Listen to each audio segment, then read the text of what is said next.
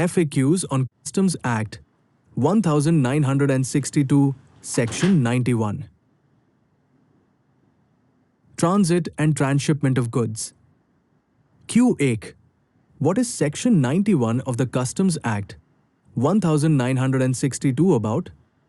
Answer. Section 91 deals with the transit and transshipment of goods through India without payment of customs duty, subject to prescribed conditions. Q2. What is meant by transit of goods? Answer.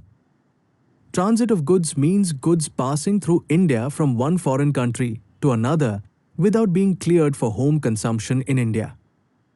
Q3. What is meant by transshipment of goods? Answer.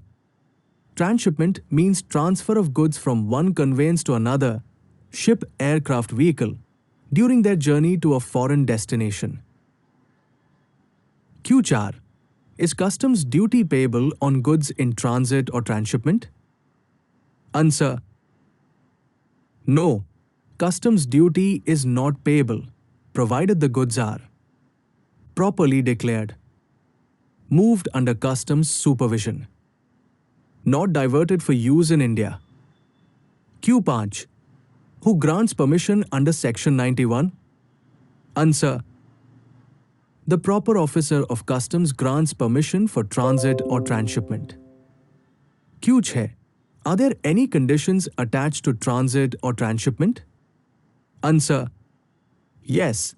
Conditions may include execution of bond or security, movement under customs seal or supervision, compliance with prescribed procedures.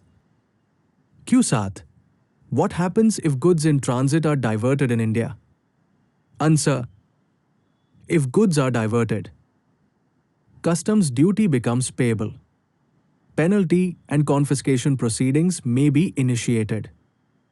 Q8. Does Section 91 apply to both imports and exports? Answer. Section 91 mainly applies to foreign goods passing through India, not meant for import or export from India. Q9. Is Section 91 a charging section? Answer. No. Section 91 is not a charging section. It is a facilitative and control provision. Q10. How is Section 91 linked with other sections? Answer. Section 54, Transshipment of imported goods. Section 82, Baggage in transit. Section 91, Transit and transshipment of goods. Q11. Why is Section 91 important? Answer. It facilitates international trade routes through India, efficient logistics and transshipment hubs, protection of customs revenue through controlled movement. FAQs on Customs Act 1962, Section 92. Transshipment of baggage. Q8. What is Section 92 of the Customs Act 1962 about? Answer. Section 92 deals with the transshipment of passenger baggage through India without payment of customs duty, subject to prescribed conditions. Q2. What is meant by transshipment of baggage? Answer. Transshipment of baggage means transfer of a passenger's baggage from one conveyance to another, for example, from one aircraft to another, while passing through India to a foreign destination. Q3. Who is eligible for transshipment of baggage under Section 92? Answer. Transit passengers whose baggage is not meant for use in India and intended to go onward to another country. Q4. Is customs duty payable on transshipped baggage? Answer. No. Customs duty is not payable, provided the baggage is transshipped under customs control and not diverted in India. Q5. Is customs permission required for transshipment of baggage? Answer. Yes. Permission of the proper officer of customs is required. Q6. Can customs examine baggage meant for transshipment? Answer: yes. Customs may examine or check baggage for security, safety, or legal reasons. Q7. What happens if transshipped baggage is diverted for use in India? Answer: if diverted, exemption under Section 92 will not apply. Customs duty may become payable. Penalty and confiscation proceedings may be initiated. Q8. Does Section 92 apply to unaccompanied baggage? Answer: yes. Section 92 can apply to unaccompanied baggage meant for transshipment, subject to customs control. Q9. Is Section 92 a charging section? Answer: no. Section 92 is not a charging section. It provides a facility exemption for transshipment. Q. Thus, how is Section 92 different from Section 82? Answer: Section 82, exemption for baggage in transit. Section 92, exemption for transshipment of baggage. Q11. How is Section 92 linked with other baggage provisions? Answer: Section 77, declaration of baggage. Section 82, baggage in transit. Section 92, transshipment of baggage. Q12. Why is Section 92 important? Answer: it facilitates smooth international passenger travel, efficient airport transshipment operations, avoidance of unnecessary customs duty on transit baggage, FAQs on Customs Act 1962, Section 93. Power to exempt goods. Q8. What is Section 93 of the Customs Act 1962 about? Answer: Section 93 empowers the central government to grant exemption from customs duty on exported goods, either wholly or partly, subject to conditions. Q2. Who has the authority to grant exemption under Section 93?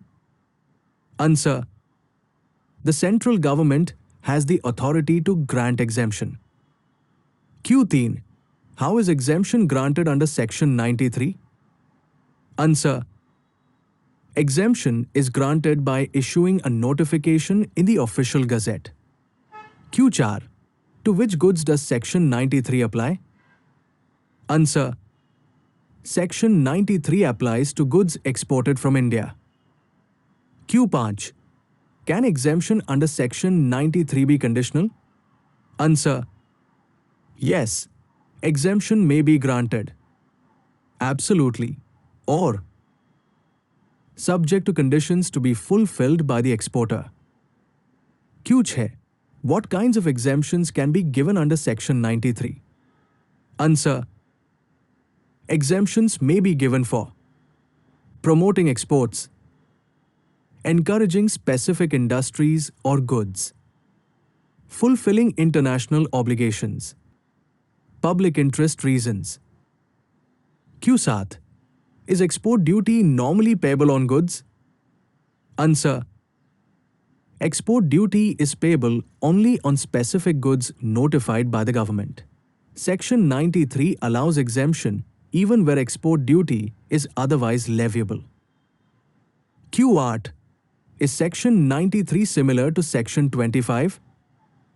Answer: yes, in principle. Section 25, exemption of import duty.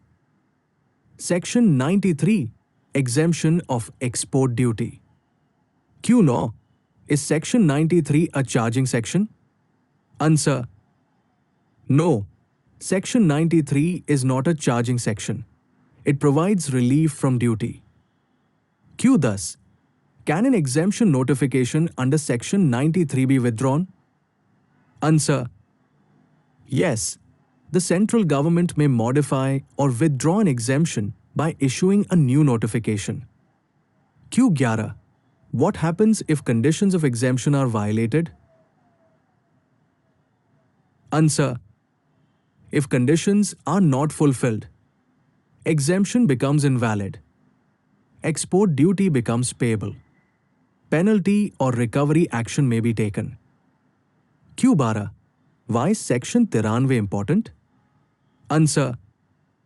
It helps promote exports, support economic and trade policy, provide flexibility to the government in regulating export duties.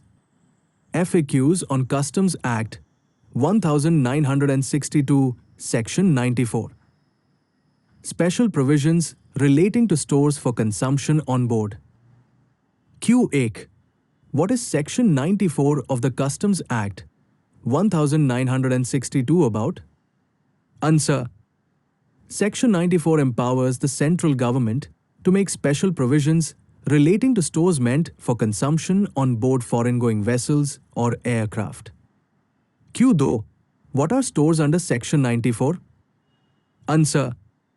Stores include items such as fuel, food and beverages, spare parts, consumables, intended for use or consumption on board a vessel or aircraft.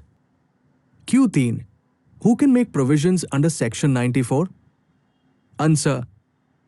The central government can make provisions by issuing rules or notifications. Q4. Why are special provisions needed for stores? Answer.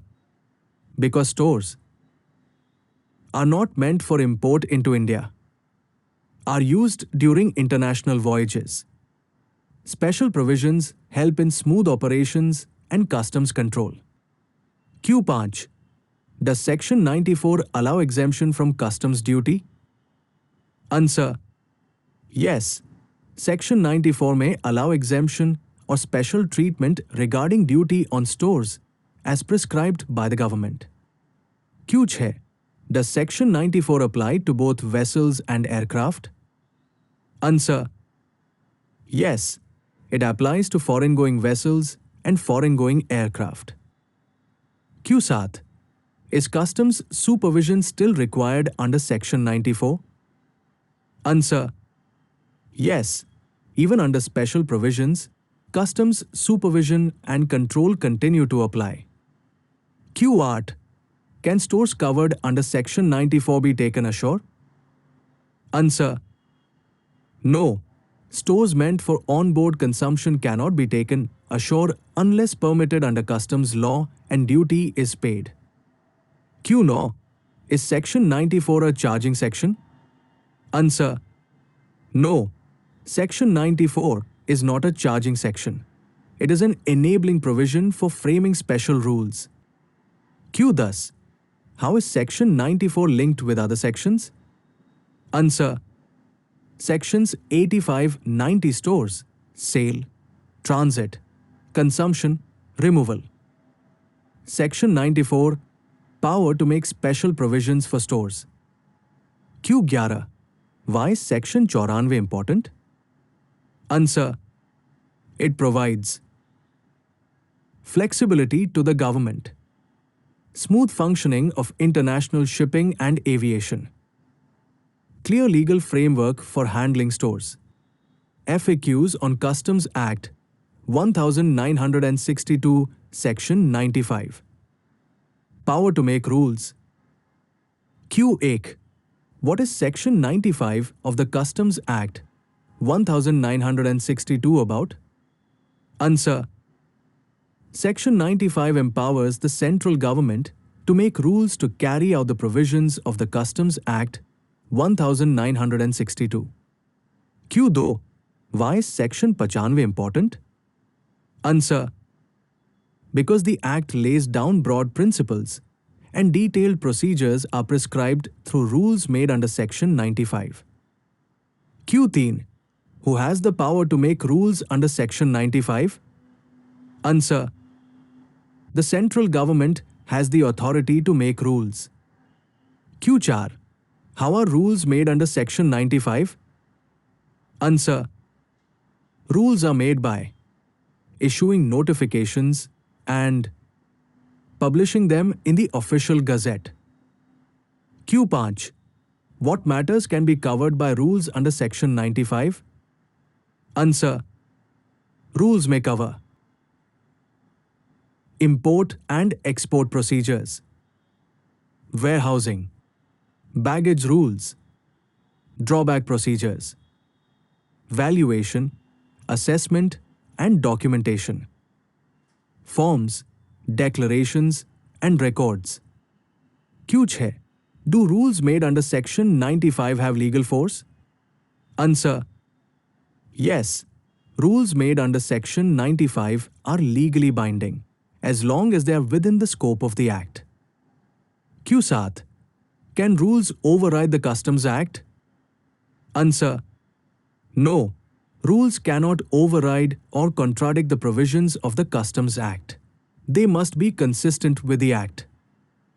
Q8. Are stakeholders required to comply with these rules? Answer. Yes. Importers, exporters, passengers, custodians, and customs officers must comply with rules made under Section 95. Q9. Can rules made under Section 95 be amended or repealed? Answer.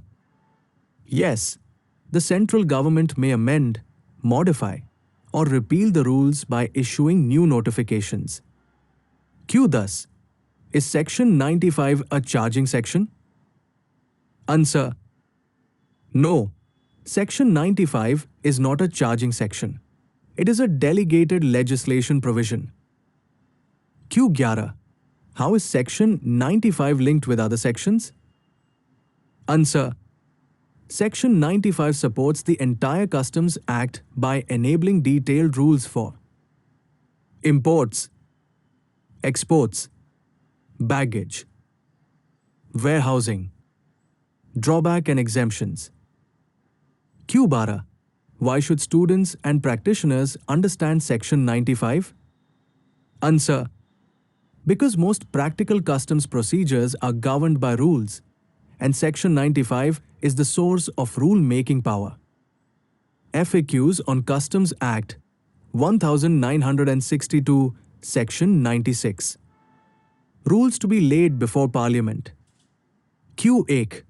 What is Section 96 of the Customs Act 1962 about? Answer.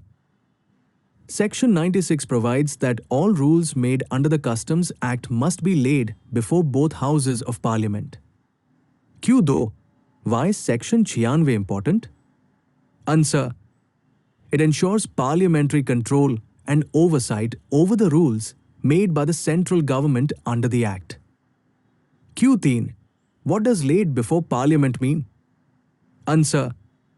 It means the rules are placed before the Lok Sabha and Rajya Sabha and open to discussion, modification, or annulment by Parliament.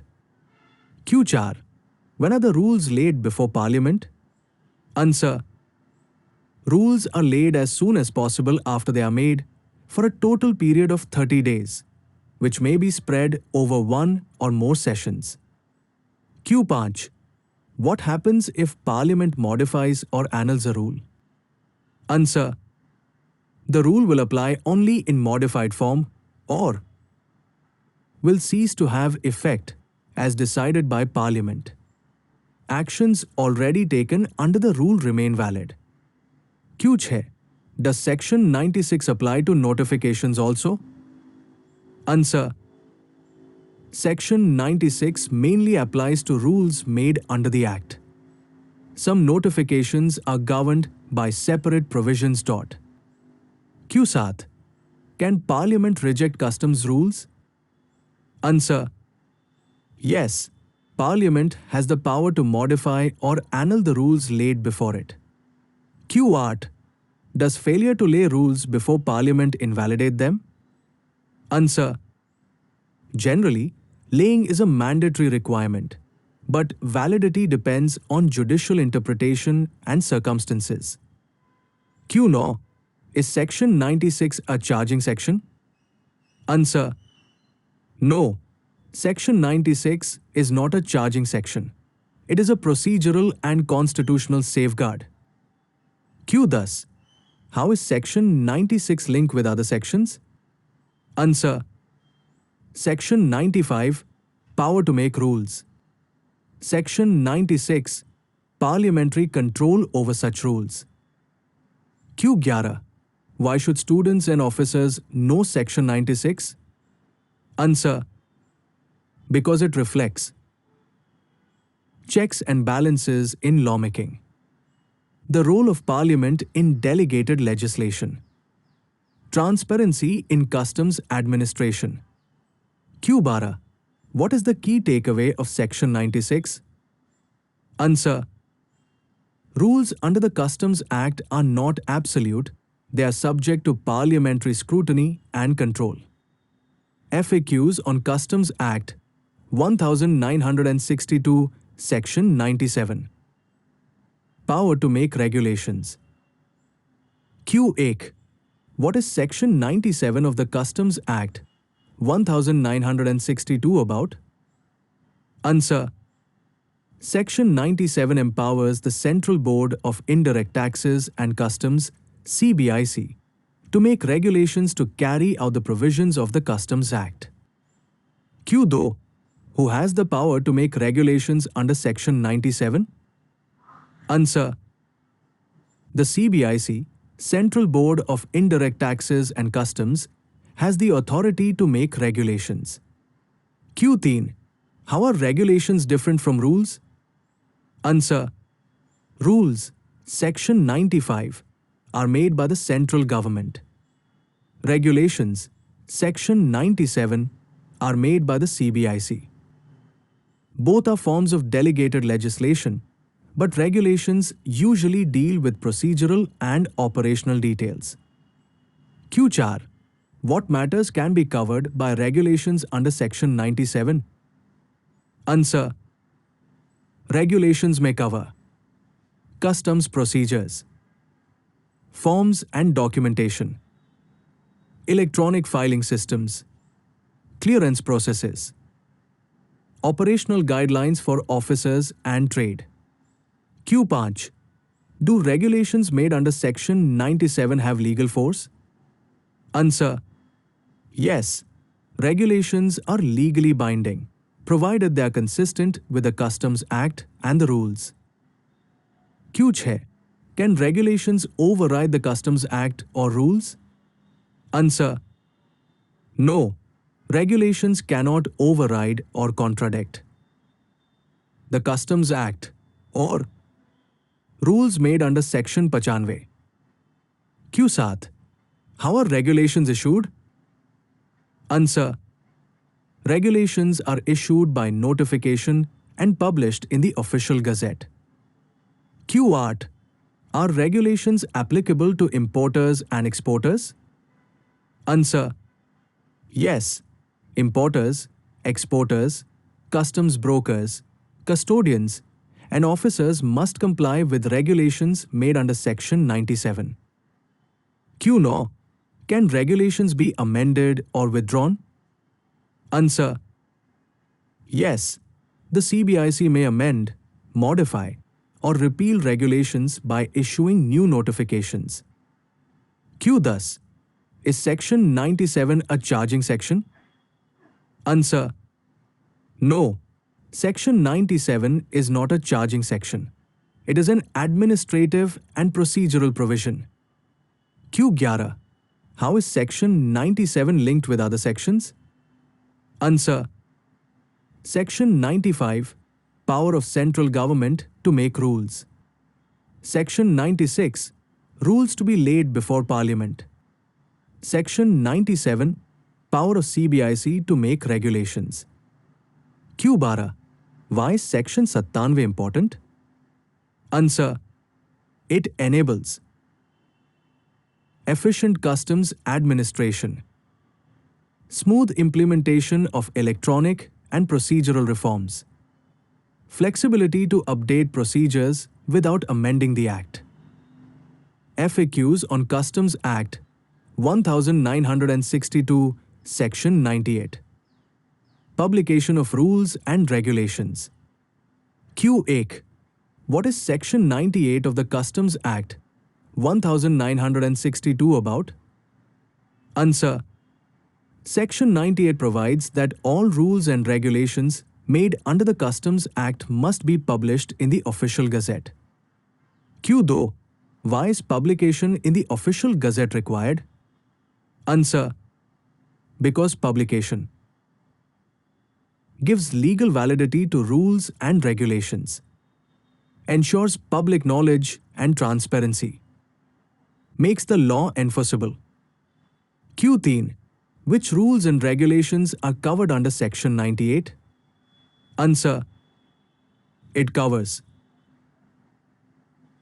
rules made by the central government, Section 95.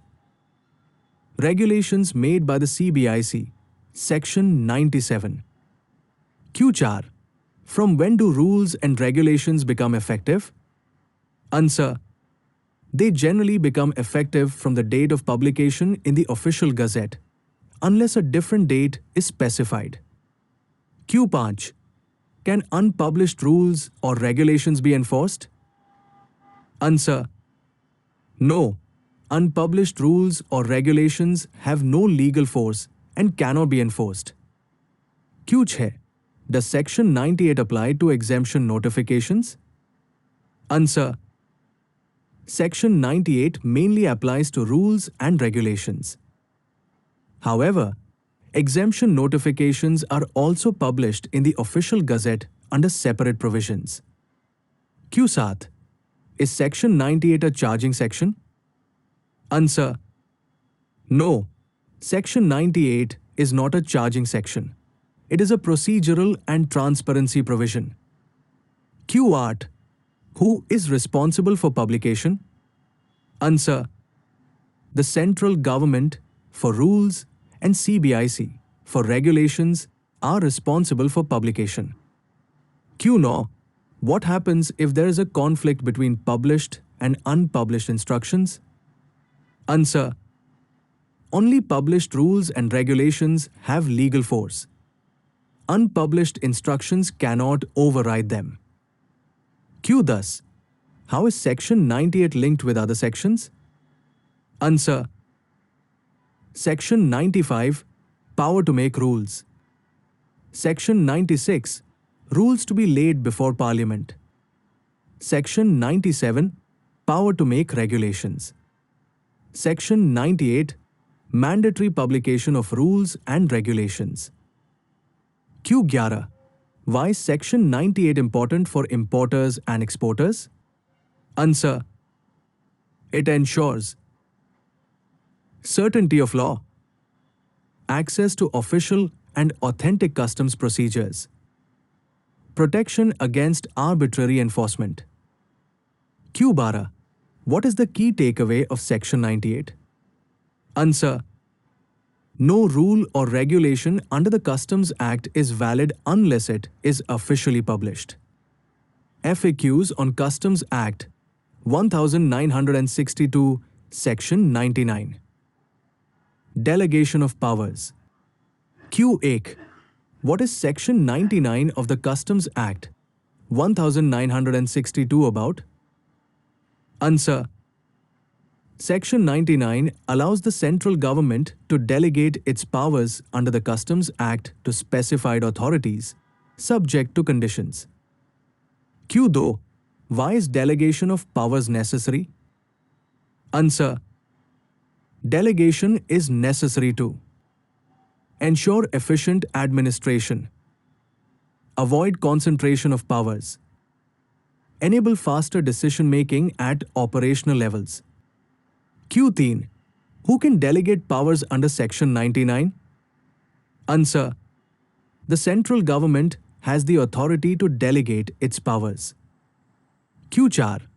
To whom can powers be delegated? Answer. Powers may be delegated to Customs officers, CBIC, other specified authorities as notified. Q5. How is delegation done under Section 99? Answer. Delegation is done by issuing a notification in the Official Gazette. Q6. Can all powers under the Customs Act be delegated? Answer: only those powers which are permitted by the Act can be delegated. Some powers may be non-delegable, depending on statutory intent. Q7. Can delegated powers be subject to conditions? Answer: yes. The central government may impose conditions, limitations, or restrictions on delegated powers. Q8. Does delegation under Section 99 reduce government control?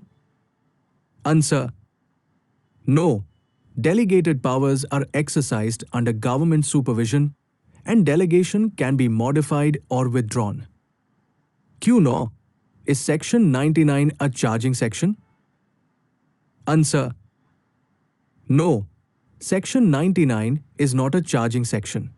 It is an administrative provision. Q. Thus, how is Section 99 linked with other sections? Answer: Section 95, power to make rules. Section 97, power to make regulations. Section 99, delegation of powers. Q11, why is Section 99 important?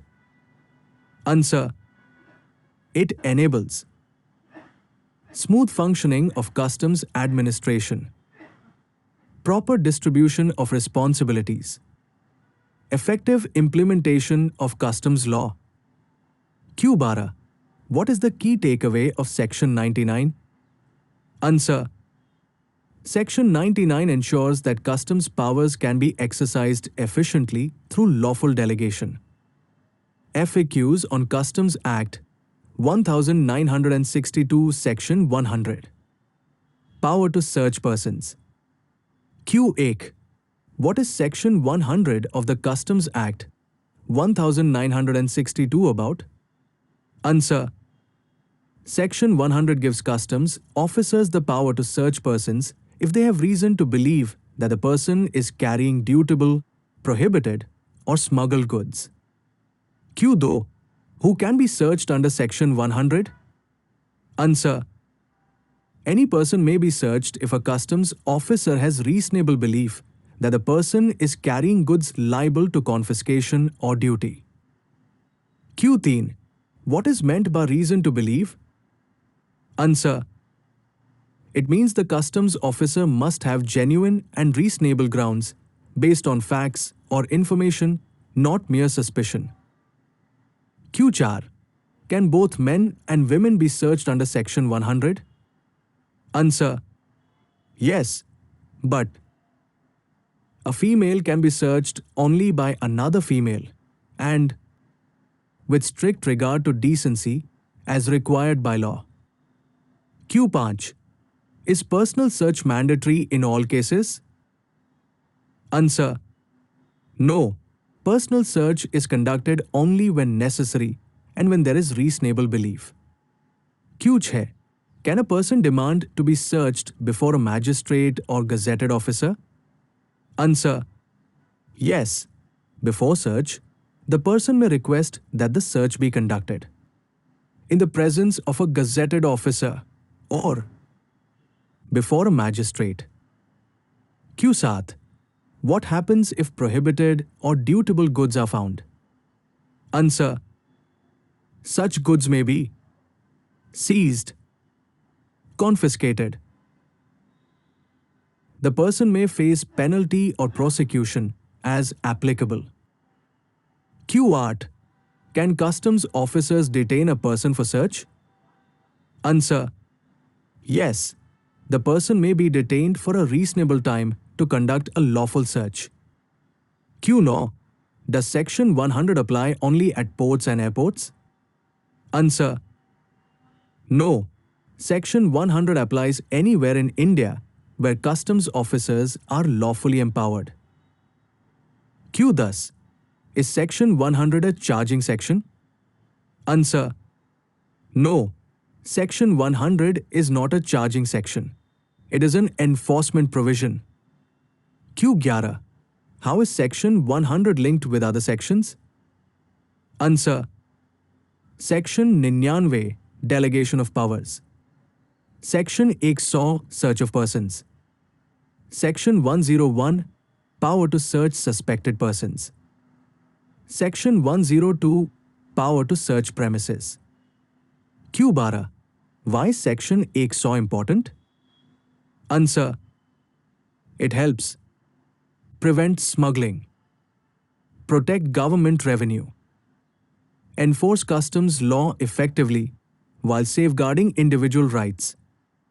FAQs on Customs Act 1962, Section 101. Power to search suspected persons. Q1. What is Section 101 of the Customs Act 1962 about? Answer.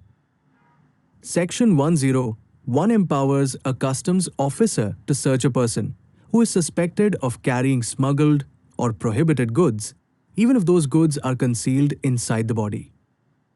Q2. When is Section 101 invoked? Answer.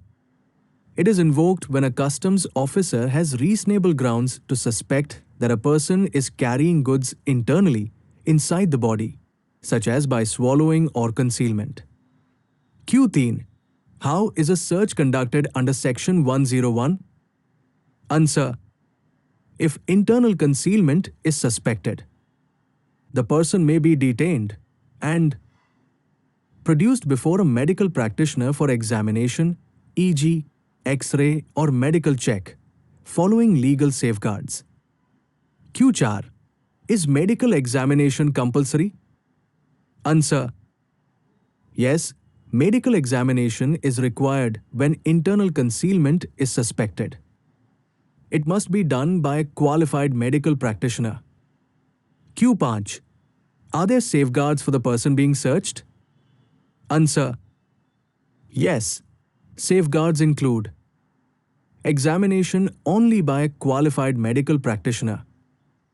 Decency, privacy, and safety of the person must be respected. No forceful or unsafe medical procedures are allowed. Q6.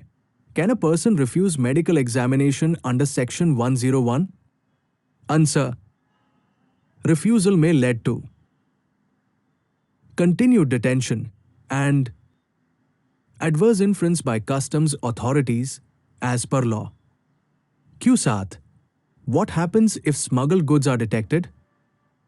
Answer. If goods are detected and recovered, goods may be seized. The person may face confiscation, penalty, or prosecution. Q8. Does Section 101 apply only at airports? Answer. No. It applies anywhere in India where a customs officer is lawfully empowered, though it is commonly used at airports and border points. Q9. How is Section 101 different from Section 100? Answer. Section 100 search of a person externally, clothes, belongings. Section 101 search when goods are suspected to be concealed inside the body. Q thus. Is Section 101 a charging section? Answer. No. Section 101 is not a charging section. It is an enforcement and investigative provision. Q11. Why is Section 101 important? Answer. It helps customs authorities detect body concealment smuggling, prevent serious revenue loss and crime, act effectively while maintaining legal and medical safeguards. FAQs on Customs Act 1962, Section 102. Power to search premises. Q8. What is Section 102 of the Customs Act 1962 about? Answer. Section 102 gives customs officers the power to search any premises if they have reason to believe that smuggled goods, documents, or things relevant to customs offences are kept there. Q2. What is meant by premises under Section 102? Answer. Premises include houses, shops, offices, godowns or warehouse. Any building, place or enclosed area. Q3. Who can authorize a search under Section 102? Answer. A proper officer of customs, usually of a prescribed rank, can authorize and conduct the search. Q4. What does reason to believe mean? Answer. It means the officer must have credible information or material, not mere suspicion that goods or documents relevant to a customs offense are present. Q5. Is a search warrant required under Section 102? Answer. No court warrant is required. The authorization under the Customs Act itself is sufficient, subject to legal safeguards. Q6. Are there safeguards during search of premises? Answer. Yes. Searches must be conducted during reasonable hours, unless urgent, in the presence of independent witnesses, pachas, with preparation of a search panchnama list of seized items. Q7. Can documents be seized during the search? Answer. Yes.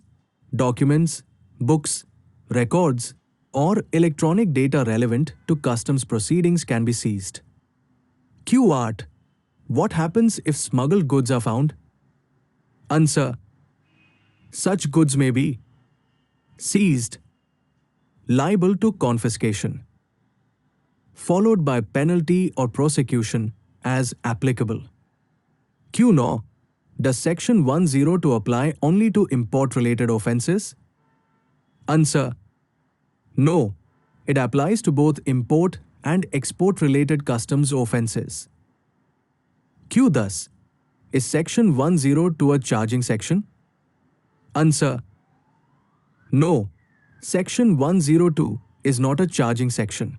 It is an investigative and enforcement provision. Q11. How is Section 102 linked with other sections? Answer. Section 100 Search of persons. Section 101 Search of suspected persons, internal concealment. Section 102 Search of premises. Section 110 Seizure of goods. Q12. Why is Section 102 important? Answer. It enables customs authorities to detect organized smuggling, secure evidence and documents, protect government revenue, enforce customs law effectively. FAQs on Customs Act 1962 Section 103. Power to require production of documents or things. Q8. What is Section 103 of the Customs Act 1962 about? Answer. Section 103 empowers a customs officer to require any person to produce documents or things that are relevant to any customs inquiry, investigation, or proceeding.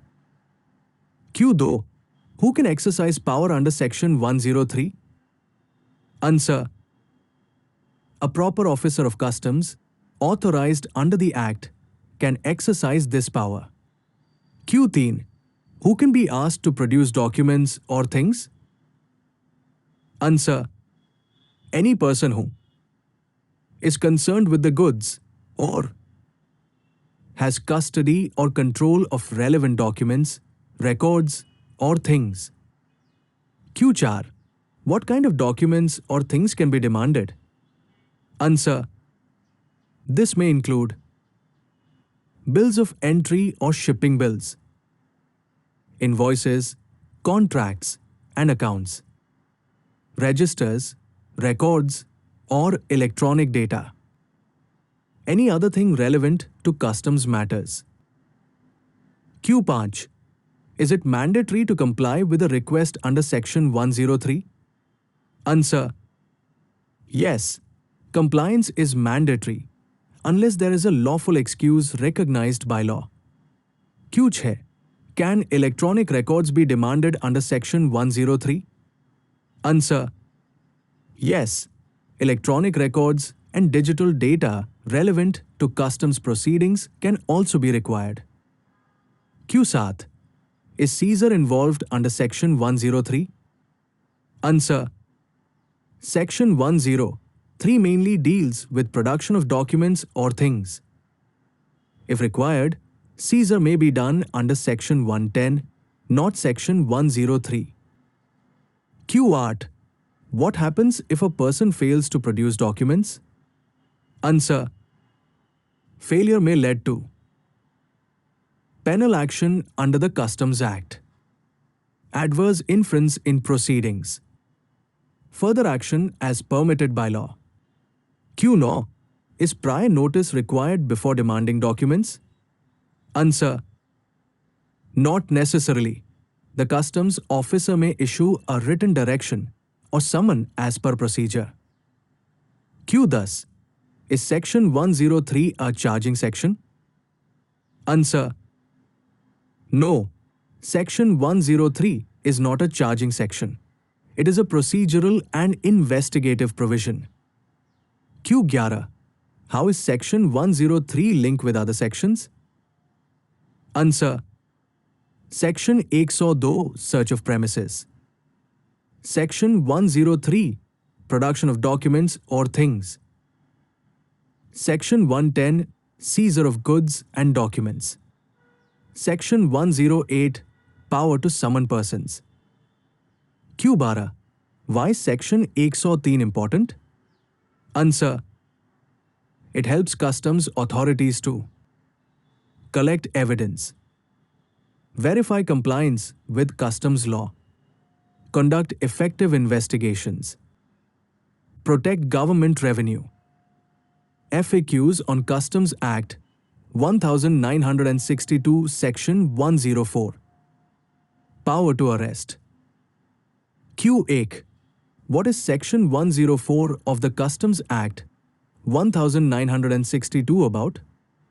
Answer: Section 104 empowers customs officers to arrest a person who is believed to have committed certain serious offences under the Customs Act. Q2.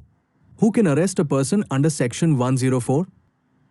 Answer: a customs officer authorized by the central government can arrest a person under this section. Q3. When can a person be arrested under Section 104? Answer: a person can be arrested if the customs officer has reason to believe that the person has committed an offence punishable under Section 135 or any other offence specified by law as cognizable. Q4. What does reason to believe mean? Answer: it means the officer must have reasonable grounds based on evidence or information, not mere suspicion. Q5. Is arrest under Section 104 mandatory? Answer: no. Arrest is discretionary, not mandatory. It is used only in serious cases, such as smuggling involving high-value or prohibited goods. Q6. Are offences under Section 104 cognizable? Answer: yes. Certain customs offences are cognizable, meaning arrest can be made without a warrant. Q7. Is the arrested person entitled to bail? Answer: yes. For bailable offences, bail must be granted. For non-bailable offences, bail is granted by a court. Q8. What are the rights of an arrested person? Answer: the arrested person has the right to be informed of the grounds of arrest, consult a lawyer, be produced before a magistrate within 24 hours of arrest. Q9. Can women be arrested under Section 104? Answer: yes, but arrest of women must follow special safeguards, including presence of a female officer, respect for decency and dignity. Q10. Does Section 104 apply only to import-related offences? Answer: No. It applies to both import and export related offences under the Customs Act. Q11. Is Section 104 a charging section? Answer: No. Section 104 is not a charging section. Punishment is provided under Section 135. Q12. How is Section 104 linked with other sections? Answer: Section 103, Production of Documents. Section 104, Power to Arrest. Section 108, Power to Summon. Section 135, Punishment for Offences. Q13. Why is Section 104 important? Answer: It helps customs authorities tackle serious smuggling offences, prevent repeat offences, protect national revenue and security. FAQs on Customs Act 1962, Section 105. Power to search premises with warrant. Q8. What is Section 105 of the Customs Act 1962 about? Answer: Section 105 empowers a customs officer to search premises by obtaining a search warrant from a magistrate. Q2. When is Section 105 used? Answer: Section 105 is used when customs authorities believe that smuggled goods or documents or things relevant to a customs offense are kept or concealed in any premises. Q3. Who issues the search warrant under Section 105? Answer: A magistrate issues the search warrant upon being satisfied that there are reasonable grounds for the search. Q4. Who can apply for a warrant under Section 105? Answer: A customs officer, usually of a prescribed rank, applies to the magistrate for the search warrant. Q5. What places can be searched under Section 105? Answer: The warrant may authorize search of houses, offices, shops, godowns or warehouse, any building or enclosed place. Q6. What is the difference between Section 102 and Section 105? Answer: Section 102, Search of premises without warrant based on officer's authorization. Section 105, Search of premises with warrant issued by magistrate. Q7. Is presence of witnesses required during search? Answer: Yes.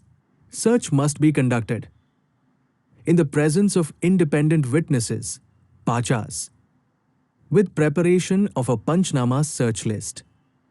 Q8. Can documents and goods be seized during search? Answer: Yes. Smuggled goods, documents, books, and other relevant items can be seized during the search. Q9. What happens if incriminating material is found? Answer: Customs may seize the goods or documents, initiate confiscation, penalty, or prosecution proceedings.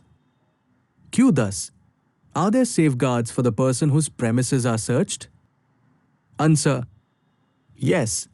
Safeguards include search only as per warrant terms, respect for lawful procedure and decency, preparation and supply of search records. Q11. Is Section 105 a charging section? Answer: No. Section 105 is not a charging section. It is an investigative provision. Q12. How is Section 105 linked with other sections? Answer: Section 102, Search of premises without warrant. Section 105, Search of premises with warrant. Section 110, Seizure of goods. Section 135, punishment for offences. Q13. Why is Section 105 important? Answer. It ensures judicial oversight through magistrate's warrant, lawful and transparent search operations, protection of individual rights while enforcing customs law, FAQs on Customs Act 1962, Section 106, power to stop and search conveyances. Q8. What is Section 106 of the Customs Act 1962 about? Answer. Section 106 gives customs officers the power to stop and search any conveyance if they have reason to believe that smuggled goods or goods liable to confiscation are being carried. Q2. What is meant by conveyance under Section 106? Answer. Conveyance includes vehicles, vessels, ships, boats, aircraft, any means of transport used for carrying goods or persons. Q3. Who can exercise power under Section 106? Answer. A proper officer of customs authorized under the Act can exercise this power. Q4. When can a conveyance be stopped and searched? Answer. When the customs officer has reason to believe that smuggled goods or goods liable to confiscation are being carried in the conveyance. Q5. Is a warrant required to search a conveyance under Section 106? Answer. No. No warrant is required. The officer can stop and search the conveyance based on reasonable belief. Q6. Can goods be seized during such search? Answer. Yes. If smuggled or offending goods are found, they may be seized under Section 110. Q7. Can persons inside the conveyance be searched? Answer. Yes. Persons may be searched under Section 100, personal search, or Section 101, suspected internal concealment, if conditions are satisfied. Q8. What happens if nothing objectionable is found? Answer. If no offending goods are found, the conveyance is allowed to proceed without obstruction. Q9. Is Section 106 a charging section? Answer. No. Section 106 is not a charging section. It is an enforcement and preventive provision. Q. Thus, how is Section 106 linked with other sections? Answer. Section 100, search of persons. Section 102, search of premises. Section 105, search of premises with warrant. Section 106, stop and search of conveyances. Section 110, seizure of goods. Q11. Why is Section 106 important? Answer. It helps customs authorities to prevent movement of smuggled goods, intercept illegal transport, protect government revenue and national security. FAQs on Customs Act 1962, Section 107. Power to examine persons. Q8. What is Section 107 of the Customs Act 1962 about? Answer. Section 107 empowers a customs officer to examine any person whom he believes can give useful information relating to smuggled goods or customs offences. Q2. Who can be examined under Section 107? Answer. Any person who is concerned with the goods or is believed to have knowledge or information relevant to a customs investigation. Q3. What is meant by examine a person? Answer. Examination means questioning a person to obtain information regarding smuggling, import-export violations, possession or movement of offending goods. Q4. Is the person legally bound to answer questions? Answer: yes. The person is legally bound to state the truth during examination under Section 107. Q5. Can statements recorded under Section 107 be used as evidence? Answer: yes. Statements recorded during examination can be used as evidence in customs proceedings subject to law. Q6. Is Section 107 the same as Section 108? Answer: no. Section 107 Examination, Informal Questioning. Section 108 Power to summon persons and record statements on oath. Q7. Can examination under Section 107 lead to arrest? Answer: yes. If evidence of a serious offense emerges, further action including summons, seizure, or arrest may follow. Q8. Does Section 107 apply only at ports and airports? Answer: no. Section 107 applies anywhere in India where customs officers are lawfully empowered. Q9. Is Section 107 a charging section? Answer: no. Section 107 is not a charging section. It is an investigative provision. Q. Thus, how is Section 107 linked with other sections? Answer: Section 106 Stop and search of conveyances. Section 107 Examination of persons.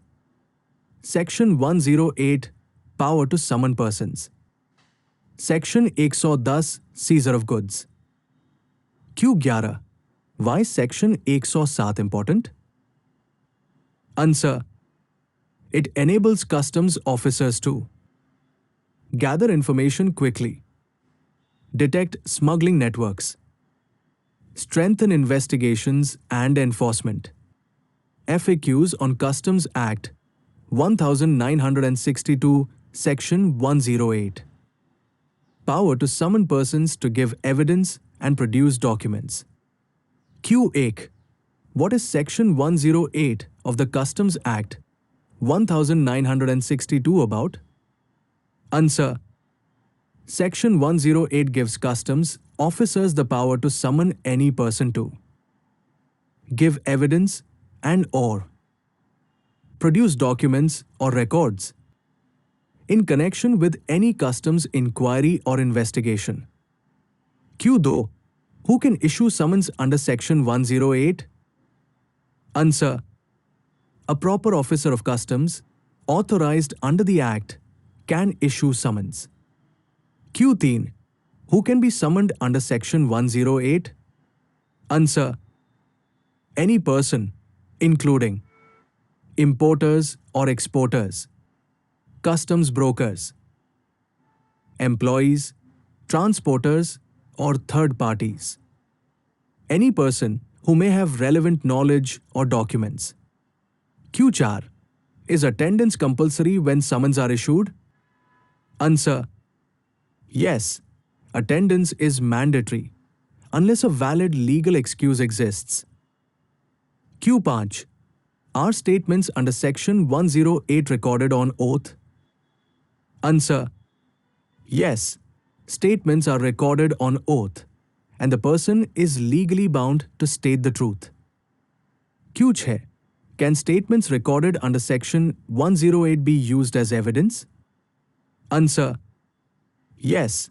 Such statements are admissible as evidence in customs proceedings subject to law. Q7. Can a person refuse to answer questions under Section 108? Answer: no. A person cannot refuse to answer questions relevant to the inquiry except where legally protected, e.g., privilege under law. Q8. Is a person summoned under Section 108 considered an accused? Answer: no.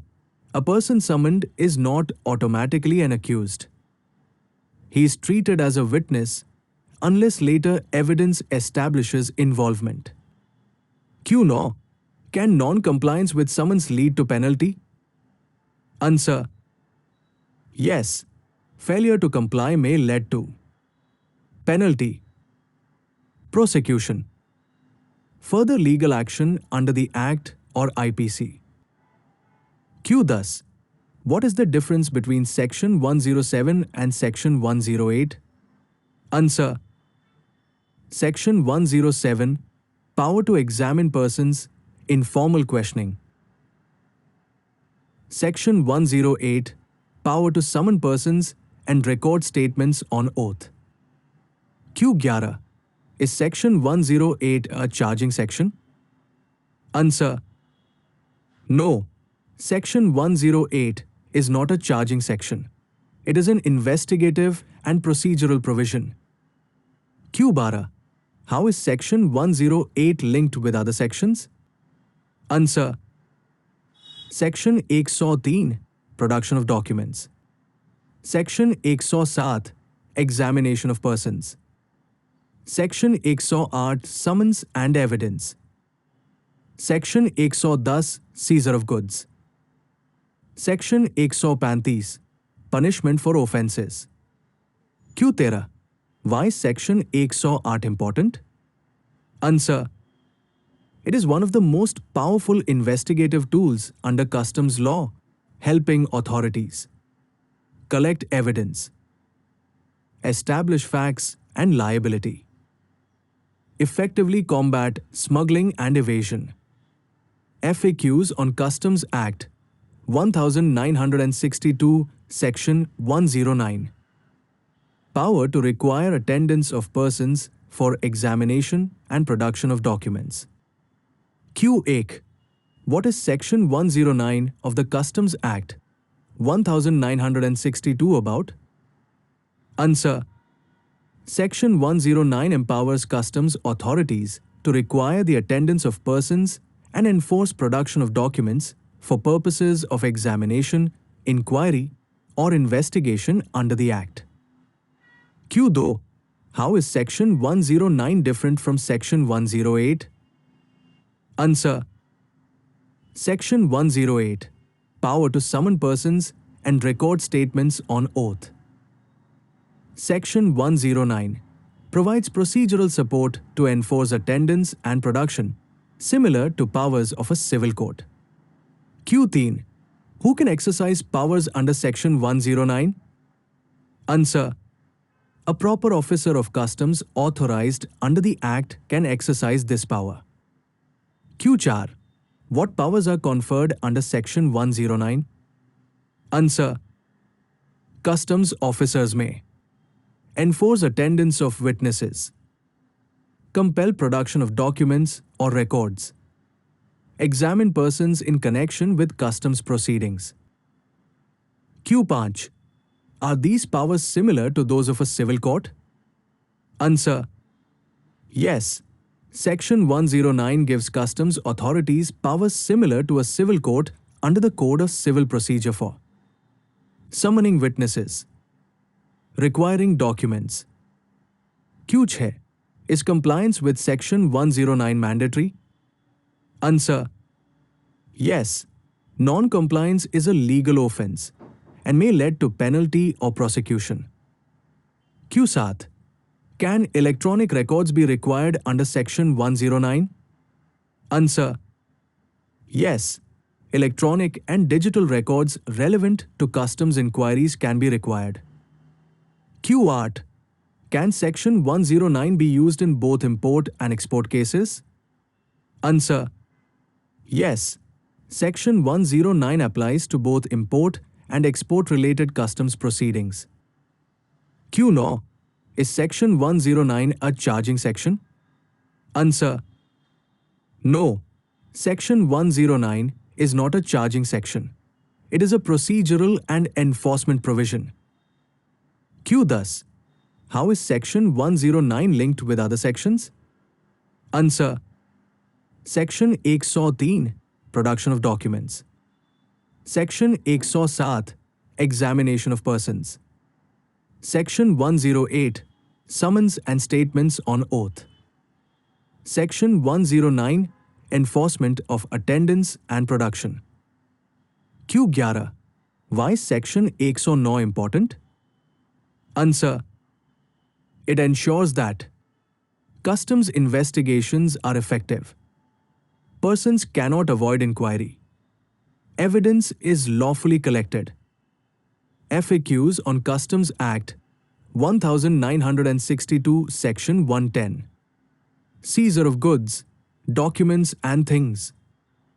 Q8 What is Section 110 of the Customs Act 1962 about? Answer. Section 110 empowers customs officers to seize goods, documents, or things if they have reason to believe that such goods are liable to confiscation under the Act. Q2 When can goods be seized under Section 110? Answer.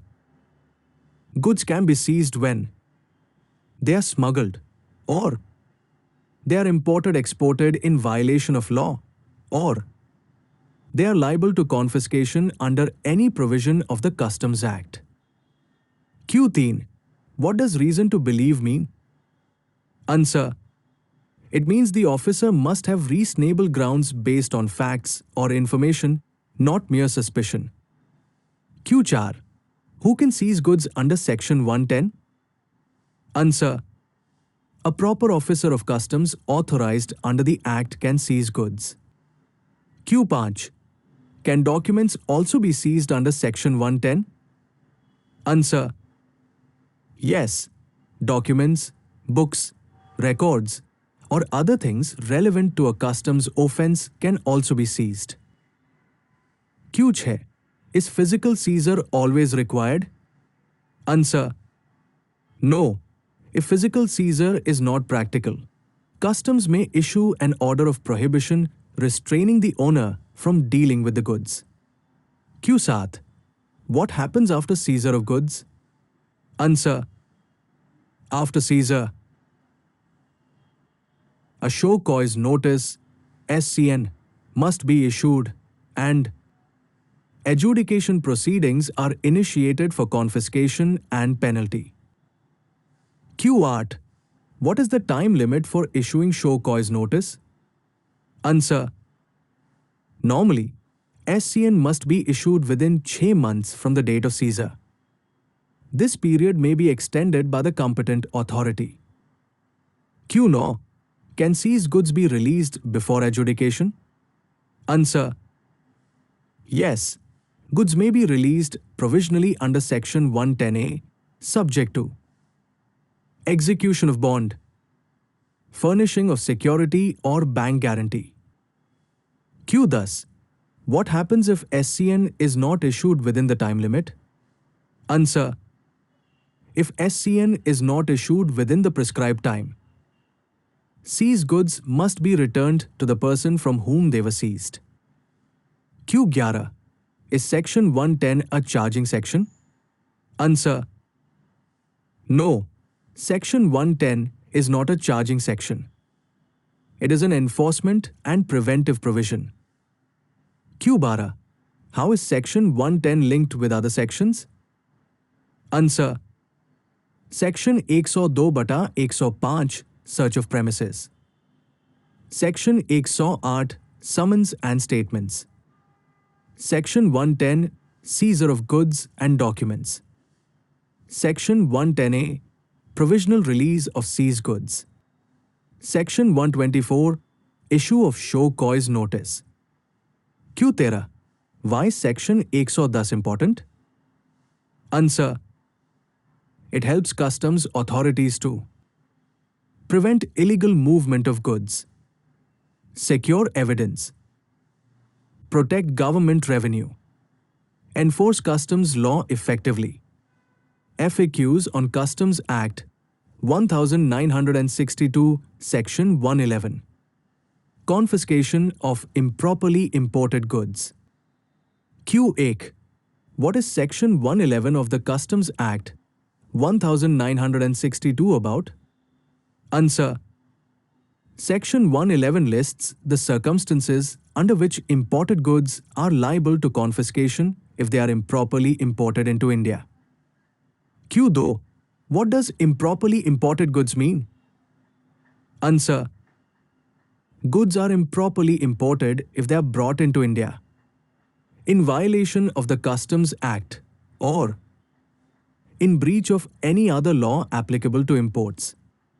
Q3. Is Section 111 a charging section? Answer. No. Section 111 is not a charging section. It deals with confiscation, not levy of duty. Q4. What are common grounds for confiscation under Section 111? Answer. Goods are liable to confiscation if, for example, imported contrary to prohibition, undervalued or misdeclared, value, description, quantity, weight, imported without valid documents or license, concealed to evade customs duty, not declared in bill of entry or baggage declaration, removed from customs control without permission. Q5. Does Section 111 apply only to prohibited goods? Answer. No. It applies to both prohibited and restricted dutiable goods if imported improperly. Q6. Is mens rea, intention, required for confiscation under Section 111? Answer. No. Confiscation is civil in nature. Goods can be confiscated even without proving intention, though intention matters for penalty. Q7. Can goods be confiscated even if duty is paid? Answer. Yes. Payment of duty does not prevent confiscation if import conditions are violated. Q8. What happens after goods are held liable to confiscation? Answer. Customs may absolutely confiscate the goods or allow redemption on payment of fine under Section 125. Q9. Can penalty also be imposed along with confiscation? Answer. Yes. Penalty may be imposed on the importer or concerned person under Section 112. Q. Thus. Is a show cause notice required before confiscation? Answer. Yes.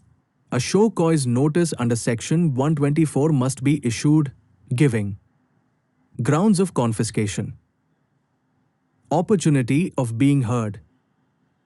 Q11. Does Section 111 apply to baggage imports? Answer. Yes. Improperly imported goods found in passenger baggage can also be confiscated under Section 111. Q12. How is Section 111 linked with other sections? Answer. Section 110 Seizure of goods.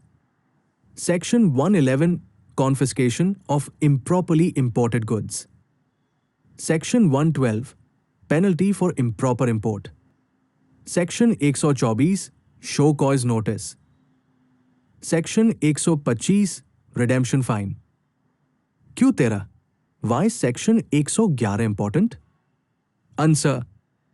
It is the core confiscation provision for imports, helping customs authorities to enforce import laws, prevent smuggling and evasion, protect government revenue. FAQs on Customs Act 1962 Section 112. Penalty for improper importation of goods. Q8. What is Section 112 of the Customs Act 1962 about? Answer. Section 112 provides for penalty on persons involved in improper importation of goods that are liable to confiscation under Section 111. Q2. Who can be penalized under Section 112? Answer. Any person who does or omits to do any act which renders goods liable to confiscation or abets such act or omission. This includes importers, customs brokers, transporters, any other person involved in the offence. Q3 is penalty under Section 112 imposed on goods or persons? Answer: penalty under Section 112 is imposed on persons, not on goods. Q4 is mens rea, intention or knowledge required for penalty? Answer: yes. For imposing penalty under Section 112, knowledge, intention, or involvement of the person is generally required, unlike confiscation under Section 111. Q5. What is the quantum of penalty under Section 112? Answer: penalty may extend to value of the goods or 5 times the duty sought to be evaded, depending on the nature of offence and as adjudged by the authority. Q6. Can penalty be imposed even if goods are not physically seized? Answer: yes. Physical seizure is not mandatory for imposing penalty, as long as goods are liable to confiscation. Q7. Can penalty be imposed if duty is paid? Answer: yes. Payment of duty does not automatically absolve liability from penalty under Section 112. Q8. Is a show cause notice required before imposing penalty? Answer: yes. A show cause notice under Section 124 must be issued and the person must be given an opportunity of being heard. Q9. Can penalty under Section 112 be imposed along with confiscation? Answer: yes. Confiscation of goods, Section 111, and penalty on persons, Section 112, can be imposed simultaneously. Q10. Is Section 112 a charging section? Answer: no. Section 112 is not a charging section. It is a penal provision. Q11. Does Section 112 apply to baggage cases? Answer: yes. Improperly imported goods found in passenger baggage may attract penalty under Section 112. Q12. How is Section 112 linked with other sections? Answer: Section 111, confiscation of improperly imported goods. Section 112, penalty for improper import. Section 124, show cause notice. Section 125, redemption fine. Q13. Why is Section 112 important? Answer: it ensures accountability of persons involved in illegal imports, deterrence against smuggling and evasion, effective enforcement of customs law, FAQs on Customs Act 1962, Section 113. Confiscation of goods attempted to be improperly exported. Q8. What is Section 113 of the Customs Act 1962 about? Answer: Section 113 specifies the circumstances in which export goods are liable to confiscation when they are attempted to be exported improperly. Q2. What does improper export mean? Answer: improper export means exporting or attempting to export goods in violation of the Customs Act or contrary to any other law applicable to exports. Q3. Is Section 113 a charging section? Answer: no.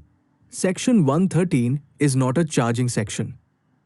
It deals with confiscation of goods, not levy of duty.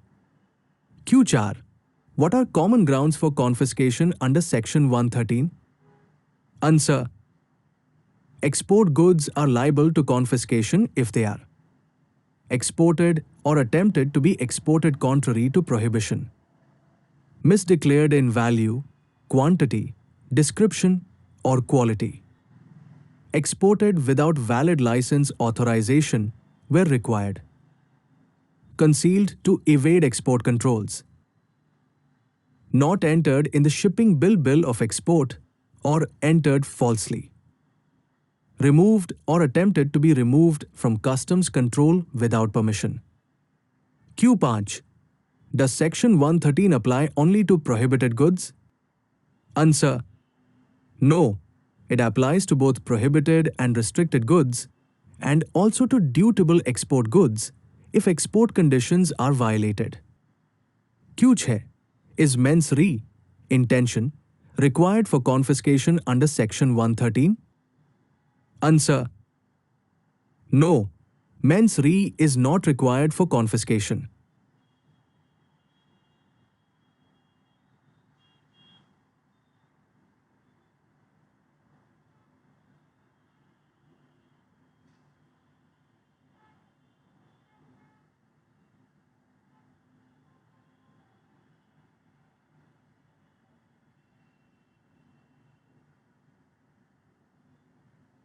Confiscation is civil in nature.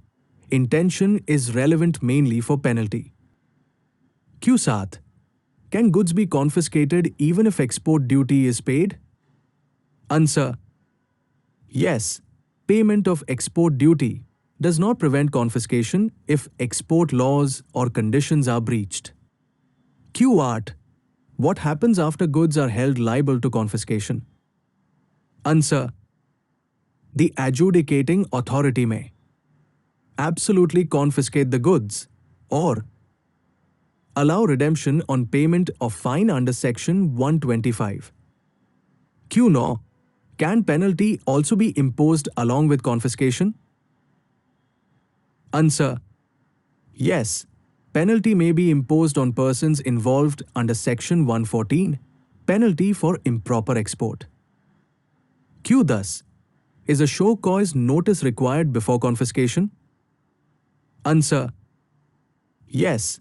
A show cause notice under Section 124 must be issued, giving grounds for confiscation and an opportunity of being heard. Q11. Does Section 113 apply to baggage exports? Answer: yes.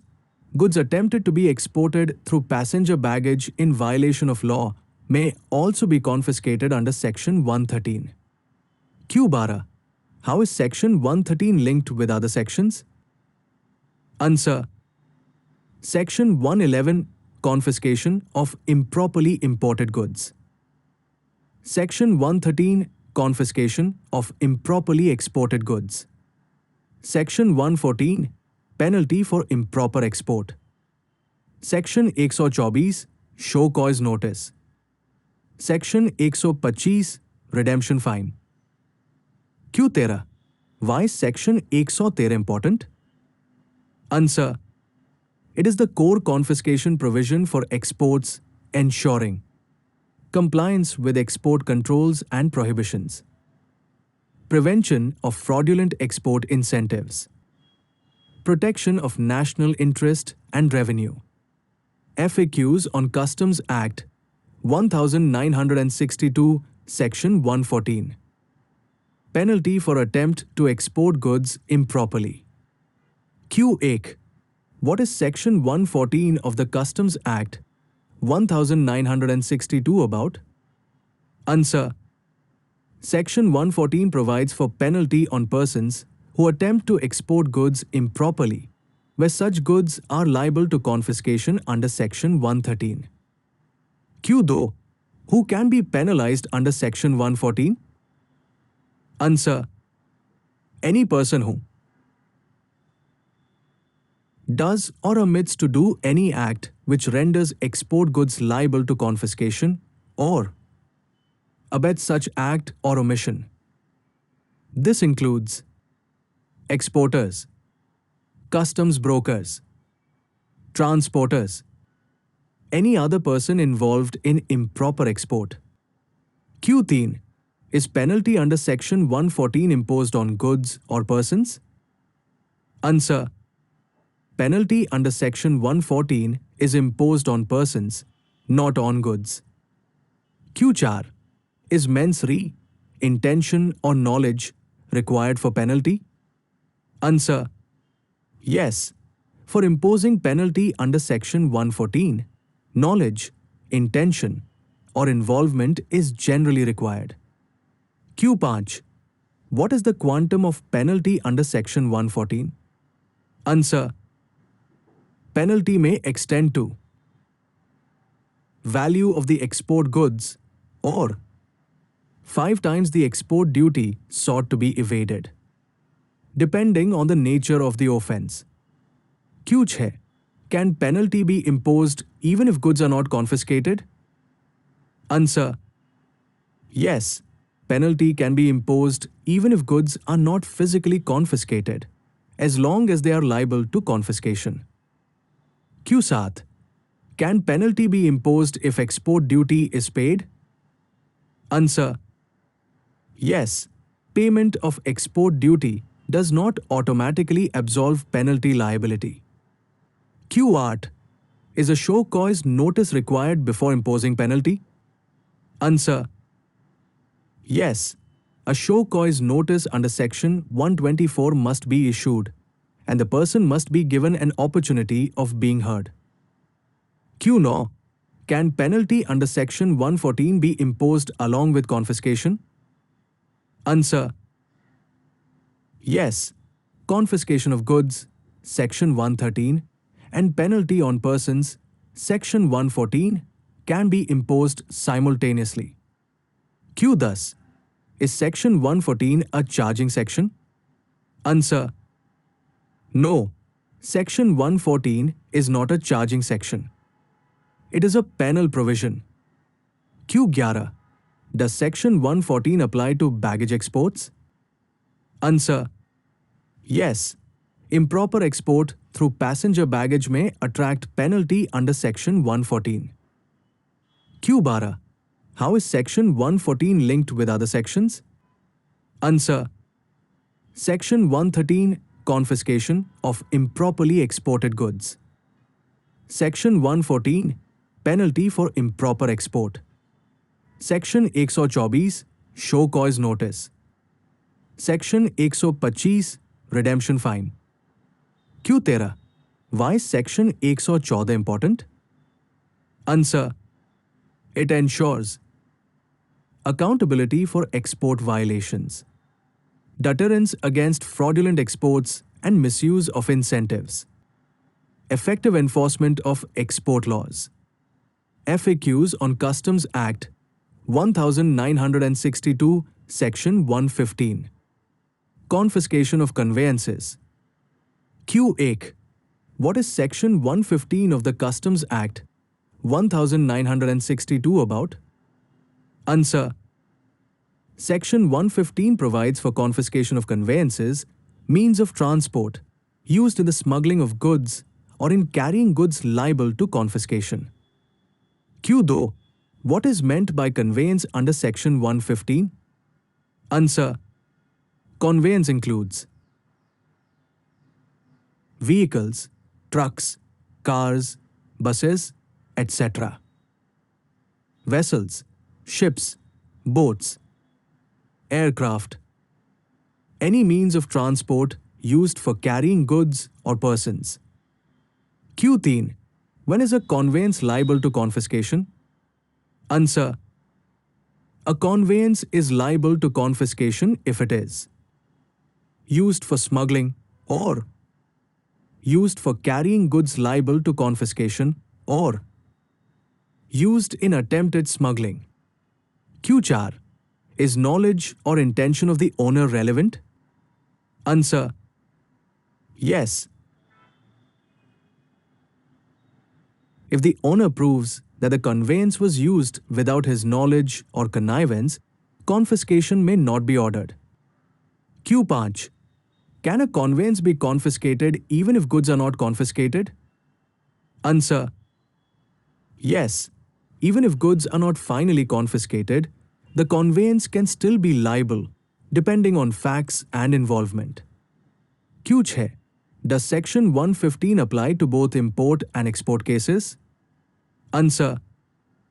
Yes, Section 115 applies to both smuggling of imported goods and export goods. Q7. Is confiscation of conveyance mandatory? Answer: no. Confiscation is discretionary, not automatic. The adjudicating authority considers nature of offense, role of conveyance, knowledge or involvement of the owner. Q8. Can the owner get the conveyance released? Answer: yes. The adjudicating authority may allow redemption of the conveyance on payment of fine under Section 125. Q9. Is a show cause notice required before confiscation? Answer: yes. A show cause notice under Section 124 must be issued, giving grounds of confiscation, opportunity of being heard. Q thus. Is Section 115 a charging section? Answer: no. Section 115 is not a charging section. It is a confiscation provision. Q11. Can penalty also be imposed along with confiscation of conveyance? Answer: yes, apart from confiscation of conveyance. Penalty on persons may be imposed under Sections 112 or 114 as applicable. Q12. How is Section 115 linked with other sections? Answer: Section 110 Seizure of goods and conveyances. Section 111/113 Confiscation of goods. Section 115 Confiscation of conveyances. Section 124 Show cause notice. Section 125 Redemption fine. Q13. Why is Section 115 important? Answer: it helps customs authorities to deter smuggling, prevent misuse of vehicles and vessels, ensure effective enforcement of customs law. FAQs on Customs Act 1962, Section 116. Penalty for not accounting for goods in conveyance. Q8. What is Section 116 of the Customs Act 1962 about? Answer: Section 116 provides for penalty when goods loaded on a conveyance are not accounted for to the satisfaction of customs authorities. Q2. Who is liable under Section 116? Answer: the person in charge of the conveyance, such as master of a vessel, pilot in command of an aircraft, driver or person in charge of a vehicle. Q3. What does not accounted for mean? Answer: it means goods shown in the import-export manifest or report are missing, or goods are short-landed, lost, or not produced when required by customs, and no satisfactory explanation is given. Q4. Is intention, mens rea, required for penalty under Section 116? Answer: no, mens rea is not required. Penalty can be imposed even if the shortage is unintentional, unless satisfactorily explained. Q5. What is the quantum of penalty under Section 116? Answer: penalty may extend to twice the amount of duty payable on the missing goods, or value of the goods, whichever is higher as adjudged by the authority. Q6. Can penalty be avoided under Section 116? Answer: yes, if the person in charge proves that shortage was due to natural causes, or goods were lost or destroyed without negligence, or any other satisfactory explanation exists. Penalty may not be imposed. Q7. Does Section 116 apply only to imports? Answer: primarily, it applies to imported goods, but it may also apply to export situations where accounting of goods in conveyance is required. Q art. Is a show cause notice required before imposing penalty? Answer. Yes. A show cause notice under Section 124 must be issued, giving an opportunity of being heard. Q no. Can penalty under Section 116 be imposed along with confiscation? Answer. Yes. Penalty under Section 116 can be imposed in addition to confiscation of goods or conveyance where applicable. Q thus. Is Section 116 a charging section? Answer. No. Section 116 is not a charging section. It is a penal provision. Q11. How is Section 116 linked with other sections? Answer. Section 30/41 Import-Export Manifest. Section 110 Seizure. Section 115 Confiscation of conveyance. Section 116 Penalty for non-accountal of goods. Q12. Why is Section 116 important? Answer. It ensures proper accountability of cargo, responsibility of carriers and transport operators, prevention of smuggling and cargo pilferage. FAQs on Customs Act 1962, Section 117. Penalty for contravention where no express penalty is provided. Q8. What is Section 117 of the Customs Act 1962 about? Answer. Section 117 provides for a general penalty when a person contravenes any provision of the Customs Act or rules for which no specific penalty is provided elsewhere in the Act. Q2. Why is Section 117 called a residuary penalty section? Answer. Because it applies only when no other specific penalty section like Sections 112, 114, 116, etc. is applicable. Q13. Who can be penalized under Section 117? Answer. Any person who violates any provision of the Customs Act or any rule, regulation, or order made under the Act, for which no express penalty is prescribed. Q4.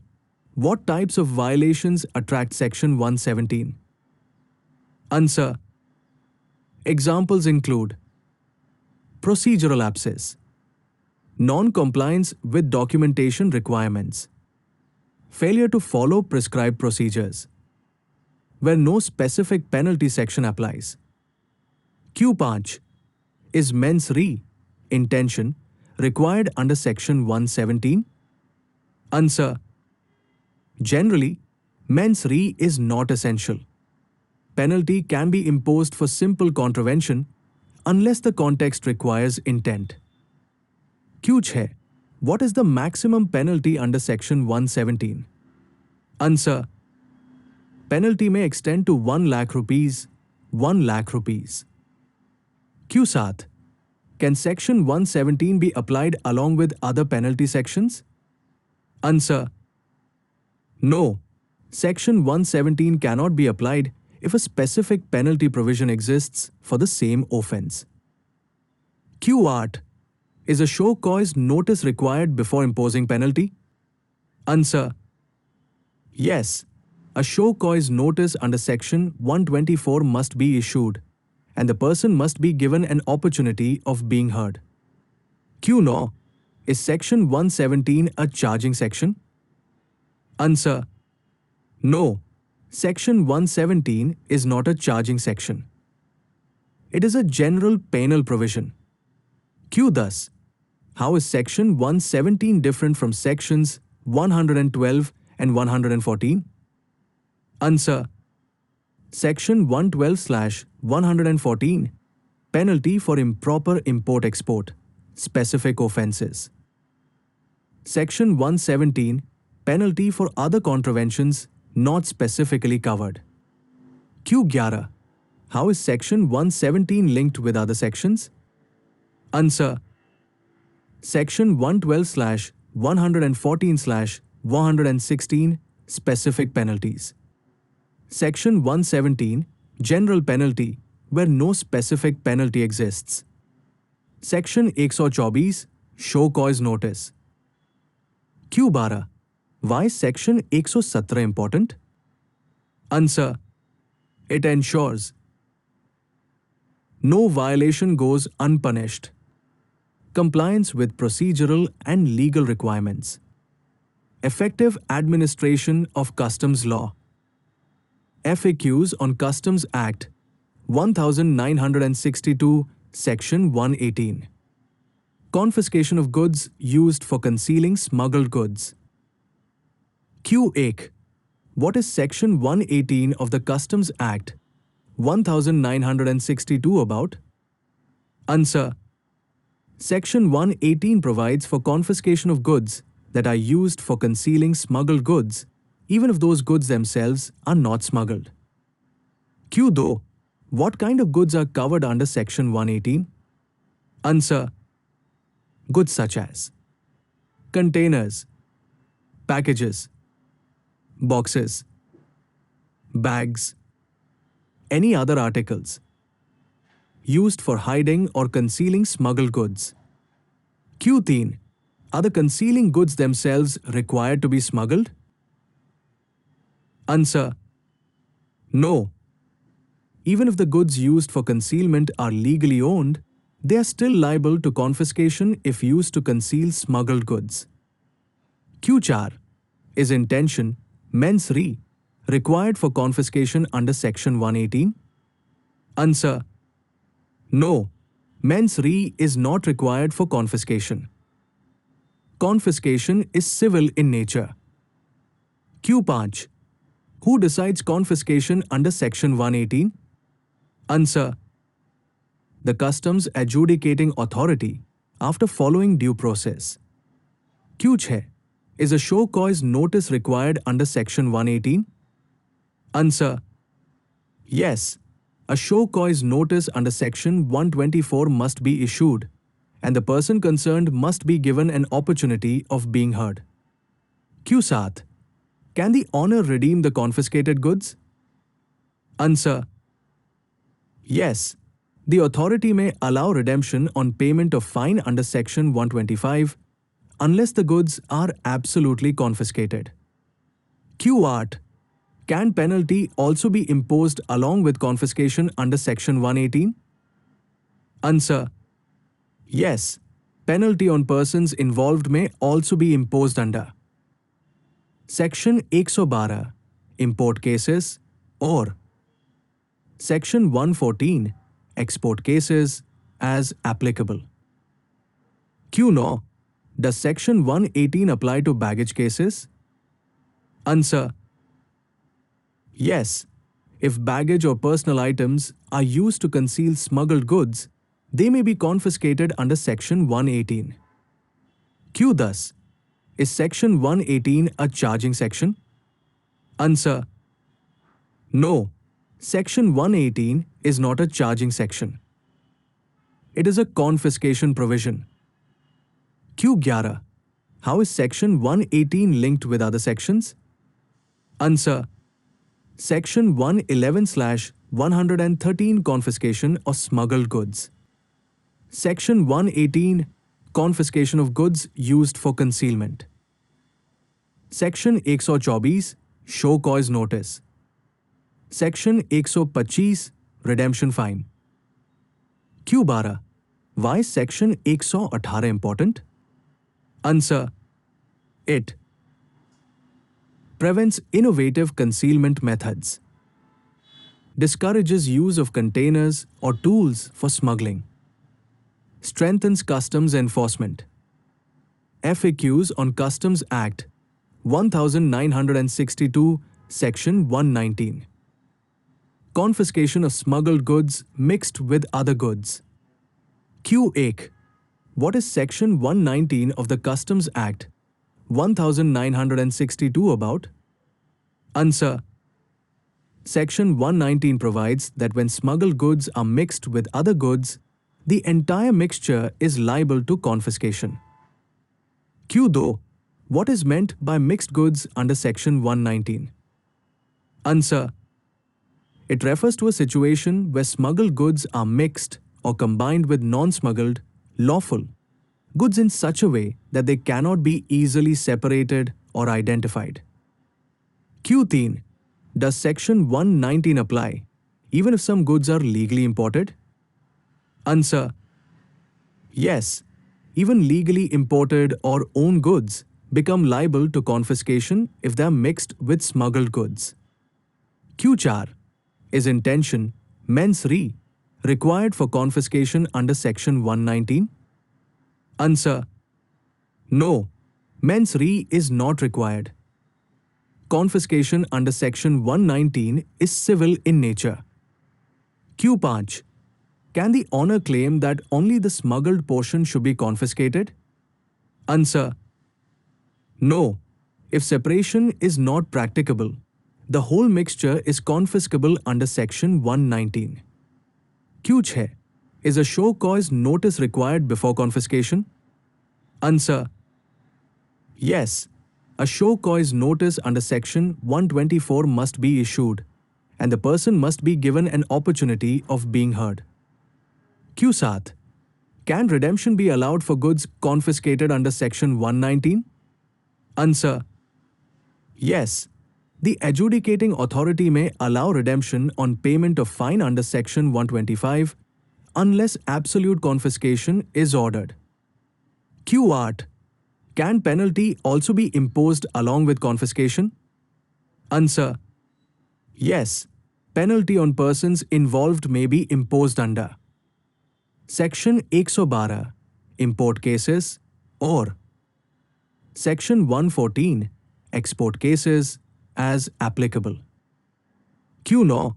Does Section 119 apply to baggage cases? Answer. Yes.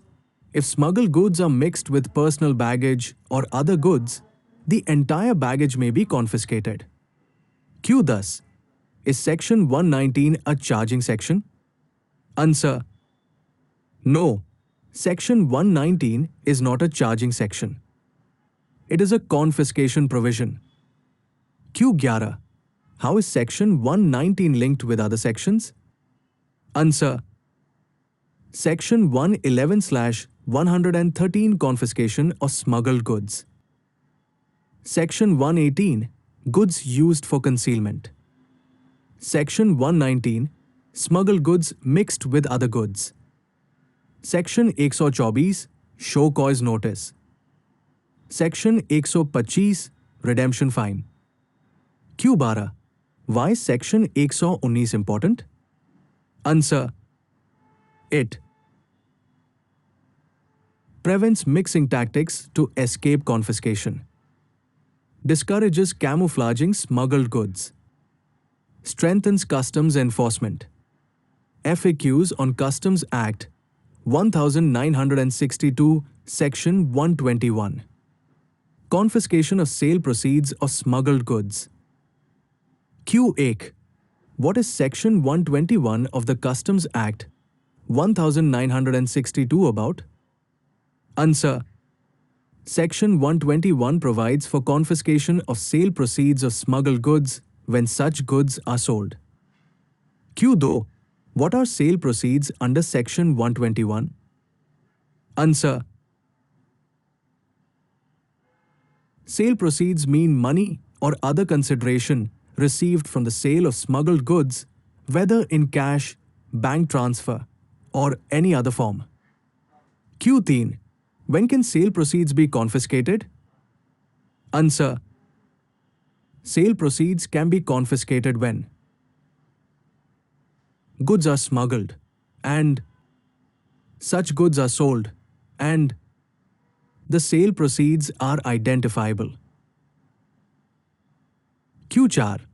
Is it necessary that the smuggled goods are also confiscated? Answer. No.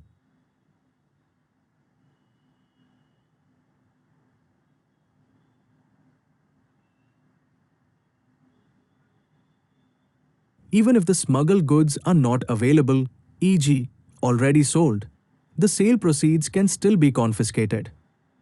Q5. Who can confiscate sale proceeds under Section 121? Answer. The Customs Adjudicating Authority, after following due process under the Act. Q6. Is mens rea, intention or knowledge, required under Section 121? Answer. No. Mens rea is not required for confiscation of sale proceeds. Confiscation is civil in nature. Q7.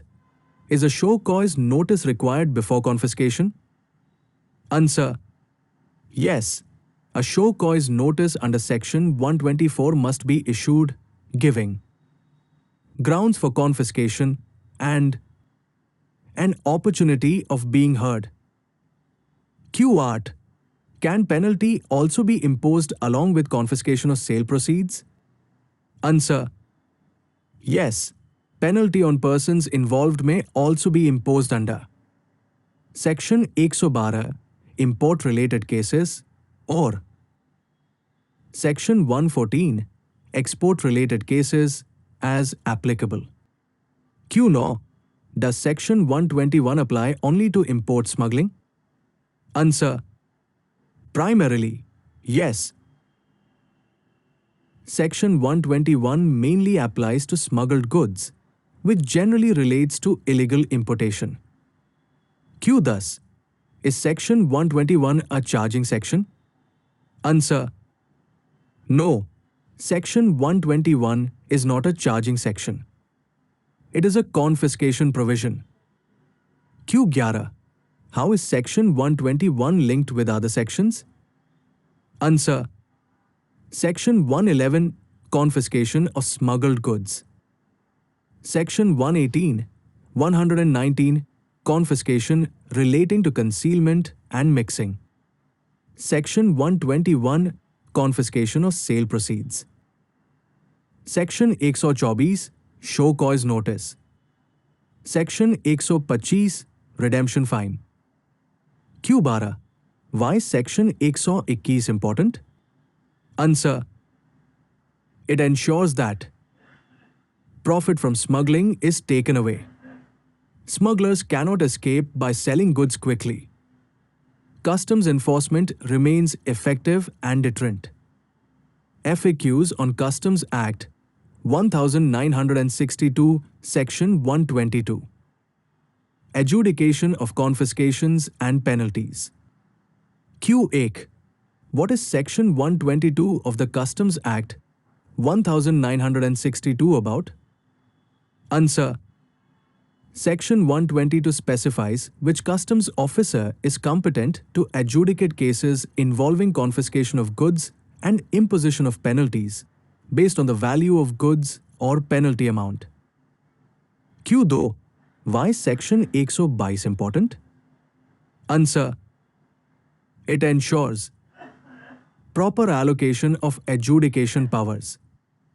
Decisions are taken by officers of appropriate rank. Uniformity and legality in. You said 123. ChatGPT said. Here are FAQs, frequently asked questions, on Section 123 of the Customs Act 1962 explained in simple English, no images. FAQs on Customs Act 1962 Section 123. Burden of proof in certain cases. Q8. What is Section 123 of the Customs Act 1962 about? Answer. Section 123 deals with the burden of proof in respect of certain notified goods. For these goods, the burden shifts to the person from whose possession the goods are seized to prove that they are not smuggled. Q2. What is meant by burden of proof? Answer. Burden of proof means who has the responsibility to prove a fact in legal proceedings. Q3. What is the normal rule regarding burden of proof? Answer. Normally, customs authorities must prove that goods are smuggled. Q4. How is Section 123 different from the normal rule? Answer. Under Section 123, the person in possession of the goods must prove that the goods are legally imported, not the customs department. Q5. Which goods are covered under Section 123? Answer. Section 123 applies only to notified goods, such as gold, watches, electronics, other goods notified by the central government. Q6. How are goods notified under Section 123? Answer. Goods are notified by the central government through a notification in the official gazette. Q7. On whom does the burden of proof lie? Answer. The burden lies on the person from whose possession the goods are seized, or the person claiming ownership of the goods. Q8. What must the person prove under Section 123? Answer. He must prove that the goods are not smuggled and they were legally imported or acquired. Q9. Does Section 123 apply to all goods? Answer. No. It applies only to goods specifically notified under this section. Q10. Is mens rea, intention, relevant under Section 123? Answer. No. Section 123 relates to burden of proof, not intention. Q11. Does Section 123 apply in baggage cases? Answer. Yes. If notified goods are found in passenger baggage, Section 123 applies. Q12. Is Section 123 a charging section? Answer. No. Section 123 is not a charging section. It is a procedural and evidentiary provision. Q13. How is Section 123 linked with other sections? Answer. Section 111 Confiscation of smuggled goods. Section 112 Penalty. Section 123 Burden of proof. Section 124 Show cause notice. Q14. Why is Section 123 important? Answer. It helps customs authorities effectively control high-risk smuggling goods, prevent easy escape by smugglers, strengthen enforcement and deterrence. FAQs on Customs Act 1962 Section 124. Issue of show cause notice before confiscation or penalty. Q8. What is Section 124 of the Customs Act 1962 about? Answer.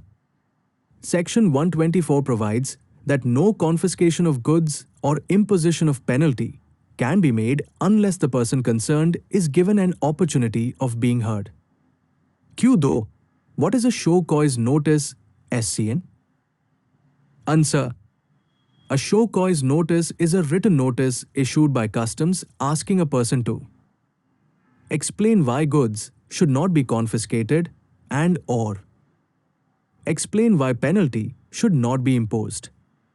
Q3. When is a show cause notice required? Answer. SCN is mandatory before confiscation of goods. Sections 111, 113, 118, 119, etc. or imposition of penalty. Sections 112, 114, 116, 117, etc. Q4. Who issues the show cause notice? Answer. A proper officer of customs authorized under the Act issues the SCN. Q5. What must a valid show cause notice contain? Answer. It must contain Grounds of confiscation or penalty. Relevant facts and evidence. Legal provisions invoked. Time allowed to submit reply. Opportunity for personal hearing. Kuch hai. Is personal hearing compulsory under Section 124?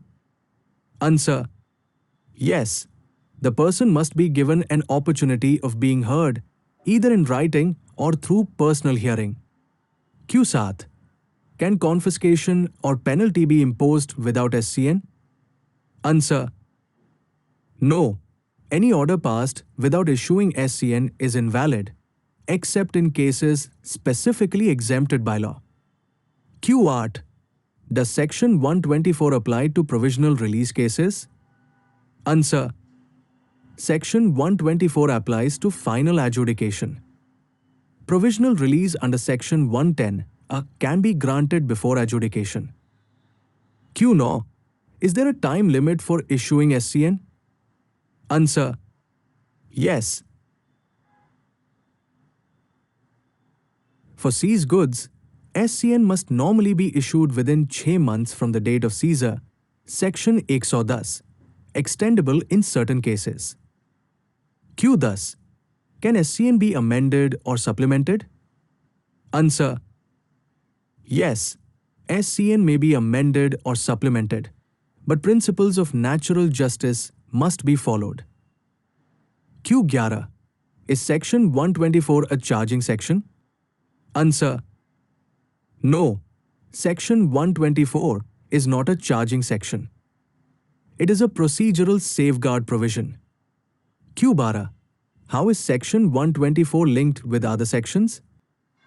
Answer.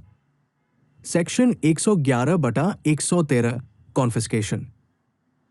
Section 112/114/116/117 penalties.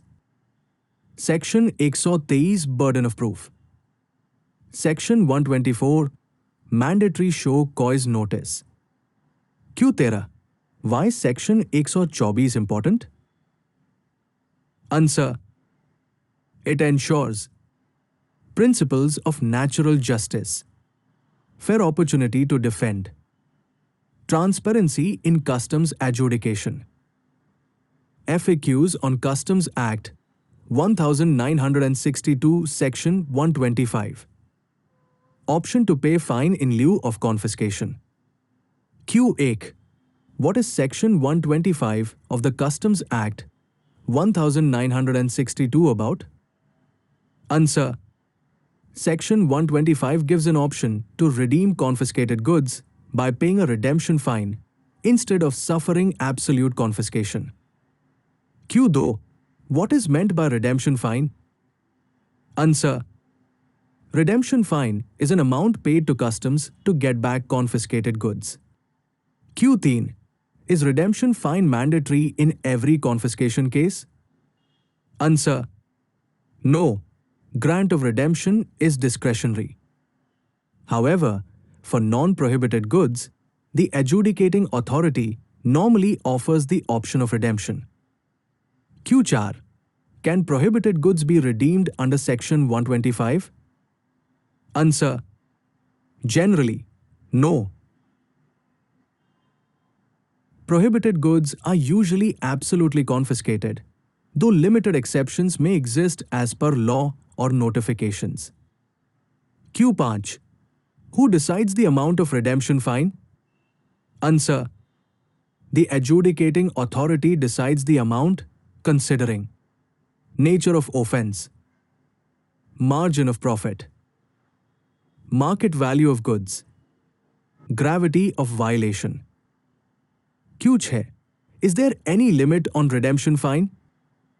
Answer. Yes. Redemption fine cannot exceed the market price of the goods minus the duty chargeable. Q. 7. Is redemption fine the same as penalty? Answer. No.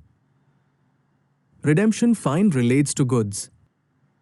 Penalty imposed on persons under Sections 112, 114, etc. Both can be imposed together. Q art. Does payment of redemption fine mean no penalty? Answer: no. Even after paying redemption fine, penalty may still be imposed separately. Q no. Is a show cause notice required before imposing redemption fine? Answer: yes. A show cause notice under Section 124 and an opportunity of hearing are mandatory. Q thus. Can redemption fine be imposed if goods are not physically available? Answer: no. Redemption fine can be imposed only when goods are available for return. Q11. Is Section 125 a charging section? Answer: no. Section 125 is not a charging section. It is a relief provision in confiscation cases. Q12. How is Section 125 linked with other sections? Answer: Section 111/113 confiscation of goods. Section 124 show cause notice. Section 125 redemption fine. Section 112/114 penalties. Q13. Why is Section 125 important? Answer: it avoids harsh consequences of absolute confiscation, balances revenue protection and fairness, provides relief to genuine importers-exporters. FAQs on Customs Act 1962, Section 126. On confiscation, property to vest in central government. Q8. What is Section 126 of the Customs Act 1962 about? Answer: Section 126 states that once goods are confiscated under the Customs Act, they become the property of the central government. Q2. When does ownership of confiscated goods transfer to the government? Answer: ownership transfers after a valid confiscation order is passed by the adjudicating authority. Q3. Does Section 126 apply to all confiscated goods? Answer: yes. It applies to all goods confiscated under the Act, whether imported or exported goods. Q4. What rights does the government have over confiscated goods?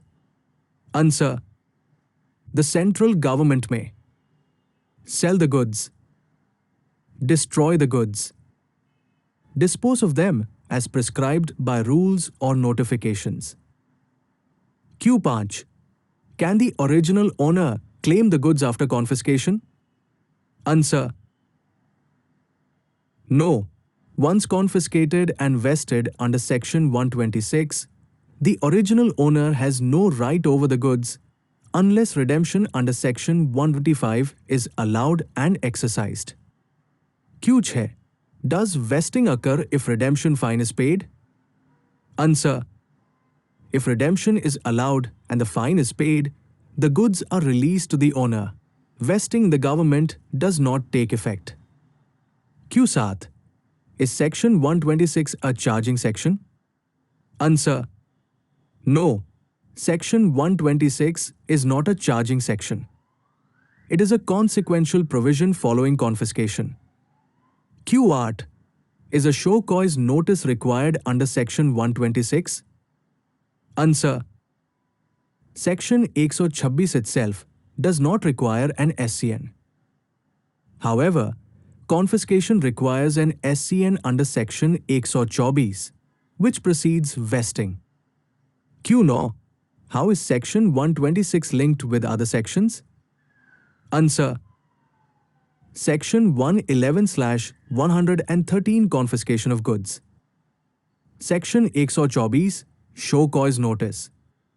Section 125 redemption fine. Section 126 vesting of confiscated goods in government. Q thus. Why is Section 126 important? Answer: It provides legal clarity on ownership of confiscated goods and enables the government to lawfully dispose of them after confiscation. FAQs on Customs Act 1962 Section 127.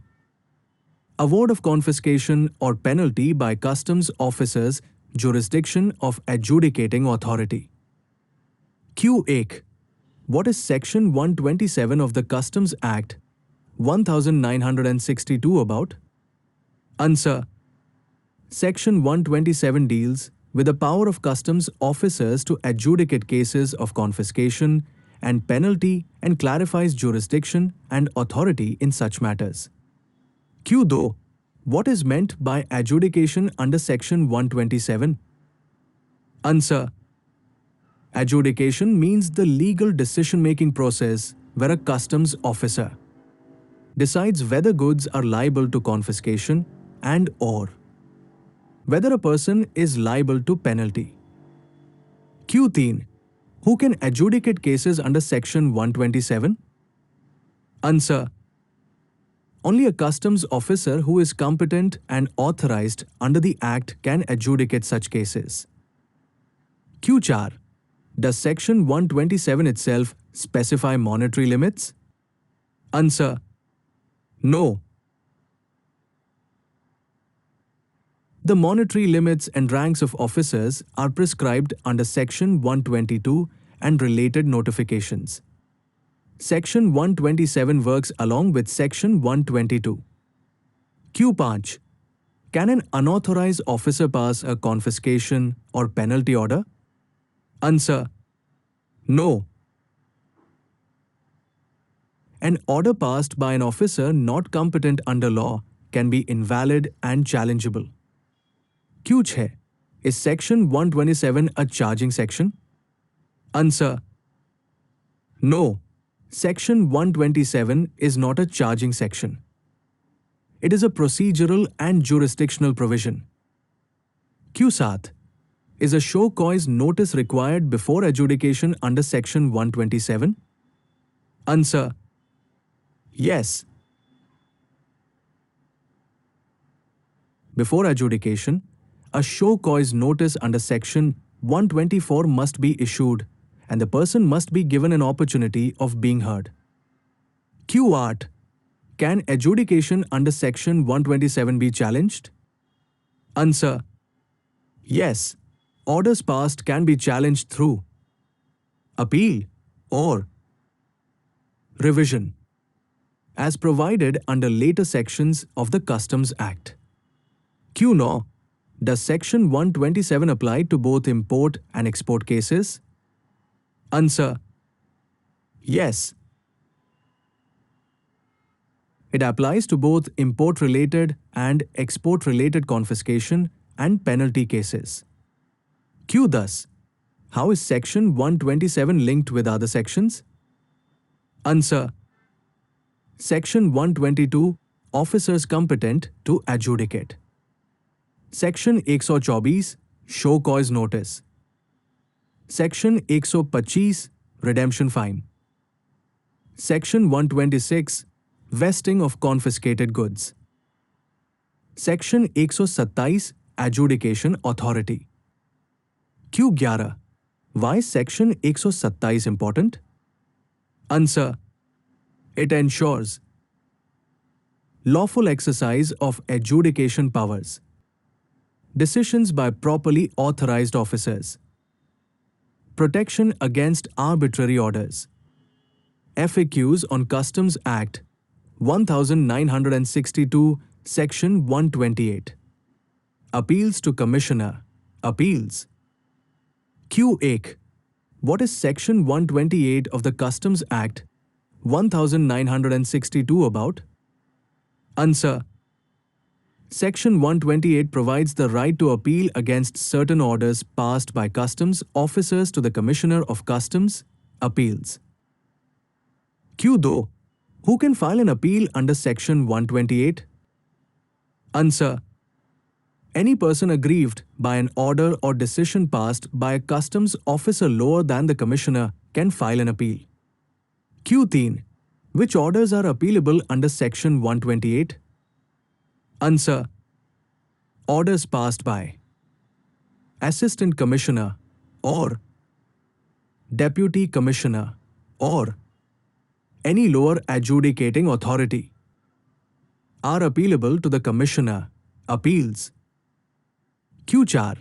To whom is the appeal filed? Answer.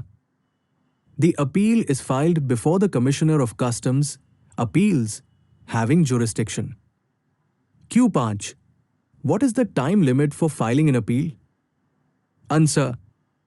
The appeal must be filed within 60 days from the date of communication of the order. Q6. Can the delay be condoned? Answer. Yes. The Commissioner, Appeals, may allow a further extension of up. You said 129. ChatGPT said. Here are FAQs, frequently asked questions, on Section 129 of the Customs Act, 1962 explained in simple English, no images. FAQs on Customs Act, 1962, Section 129. Appeals to Appellate Tribunal, CESTAT. Q8. What is Section 129 of the Customs Act, 1962 about? Answer. Section 129 provides for appeals to the Appellate Tribunal, commonly known as CESTAT, Customs, Excise and Service Tax Appellate Tribunal, against certain orders passed by customs authorities. Q2. What is CESTAT? Answer. CESTAT is an independent appellate authority that hears appeals against orders passed by Commissioner of Customs or Commissioner, Appeals. Q3. Who can file an appeal under Section 129? Answer. Any person aggrieved by an order passed by Commissioner of Customs as adjudicating authority or Commissioner, Appeals, may file an appeal before CESTAT. Q4. Which orders are appealable under Section 129? Answer. Appeals can be filed against orders of Commissioner, Appeals. Certain orders of Commissioner of Customs passed as adjudicating authority. Q5. What is the time limit for filing an appeal to CESTAT? Answer. The appeal must be filed within 3 months from the date of communication of the order. Q6. Can delay in filing appeal be condoned? Answer. Yes. CESTAT may condone delay if sufficient cause is shown by the appellant. Q7. Can the Customs Department also file an appeal under Section 129? Answer. Yes. The Commissioner of Customs may direct filing of an appeal to CESTAT if he considers the order illegal or improper. Q8. Is pre-deposit required for filing appeal? Answer. Yes. Generally, a statutory pre-deposit, as prescribed under law, is required before the appeal is heard. Q9. Does Section 129 cover matters of classification and valuation? Answer. Yes. CESTAT hears appeals relating to classification, valuation, confiscation, penalty, refunds, duty demands. Q. Thus, is Section 129 a charging section? Answer. No. Section 129 is not a charging section. It is an appellate provision. Q11. How is Section 129 linked with other sections? Answer. Section 128, Appeal to Commissioner, Appeals. Section 129, Appeal to Appellate Tribunal, CESTAT. Section 130, Appeal to High Court. Section 130E. Appeal to Supreme Court. Q12. Why is Section 129 important? Answer. It ensures independent judicial review of customs orders, uniform interpretation of customs law, protection of taxpayer rights. FAQs on Customs Act 1962, Section 130. Appeal to High Court. Q1. What is Section 130 of the Customs Act 1962 about? Answer. Section 130 provides for an appeal to the High Court against certain orders passed by the Appellate Tribunal, CESTAT. Q2. Who can file an appeal under Section 130? Answer. Any person aggrieved, including importer or exporter, assessee, Customs Department, can file an appeal to the High Court. Q3. Which orders are appealable under Section 130? Answer. Orders passed by CESTAT are appealable only if they involve a substantial question of law. Q4. What is meant by substantial question of law? Answer. It means a significant legal issue, such as interpretation of law, validity of legal provisions, jurisdictional errors, not issues relating purely to facts. Q5. Which High Court has jurisdiction? Answer. The High Court within whose territorial jurisdiction the case arose or the assessee or authority is located. Q6. What is the time limit for filing an appeal? Answer. The appeal must be filed within 180 days, 6 months, from the date of communication of the CESTAT order. Q7. Can delay in filing appeal be condoned? Answer. Yes. The High Court may condone delay if sufficient cause is shown. Q8. Are matters of classification and valuation appealable under Section 130? Answer. No. Cases involving classification, valuation, rate of duty, or value for assessment are directly appealable to the Supreme Court under Section 130E, not to the High Court. Q9. Is pre-deposit required for filing appeal under Section 130? Answer. No additional pre-deposit is required at the High Court stage beyond what is already deposited at the tribunal stage. Q. Thus, is Section 130 a charging section? Answer. No. Section 130 is not a charging section. It is an appellate provision. Q11. How is Section 130 linked with other sections? Answer. Section 129, Appeal to CESTAT. Section 130, Appeal to High Court. Section 130E, Appeal to Supreme Court. Q12. Why is Section 130 important? Answer. It provides judicial review by high courts, uniform interpretation of customs law, safeguard against legal errors by the tribunal,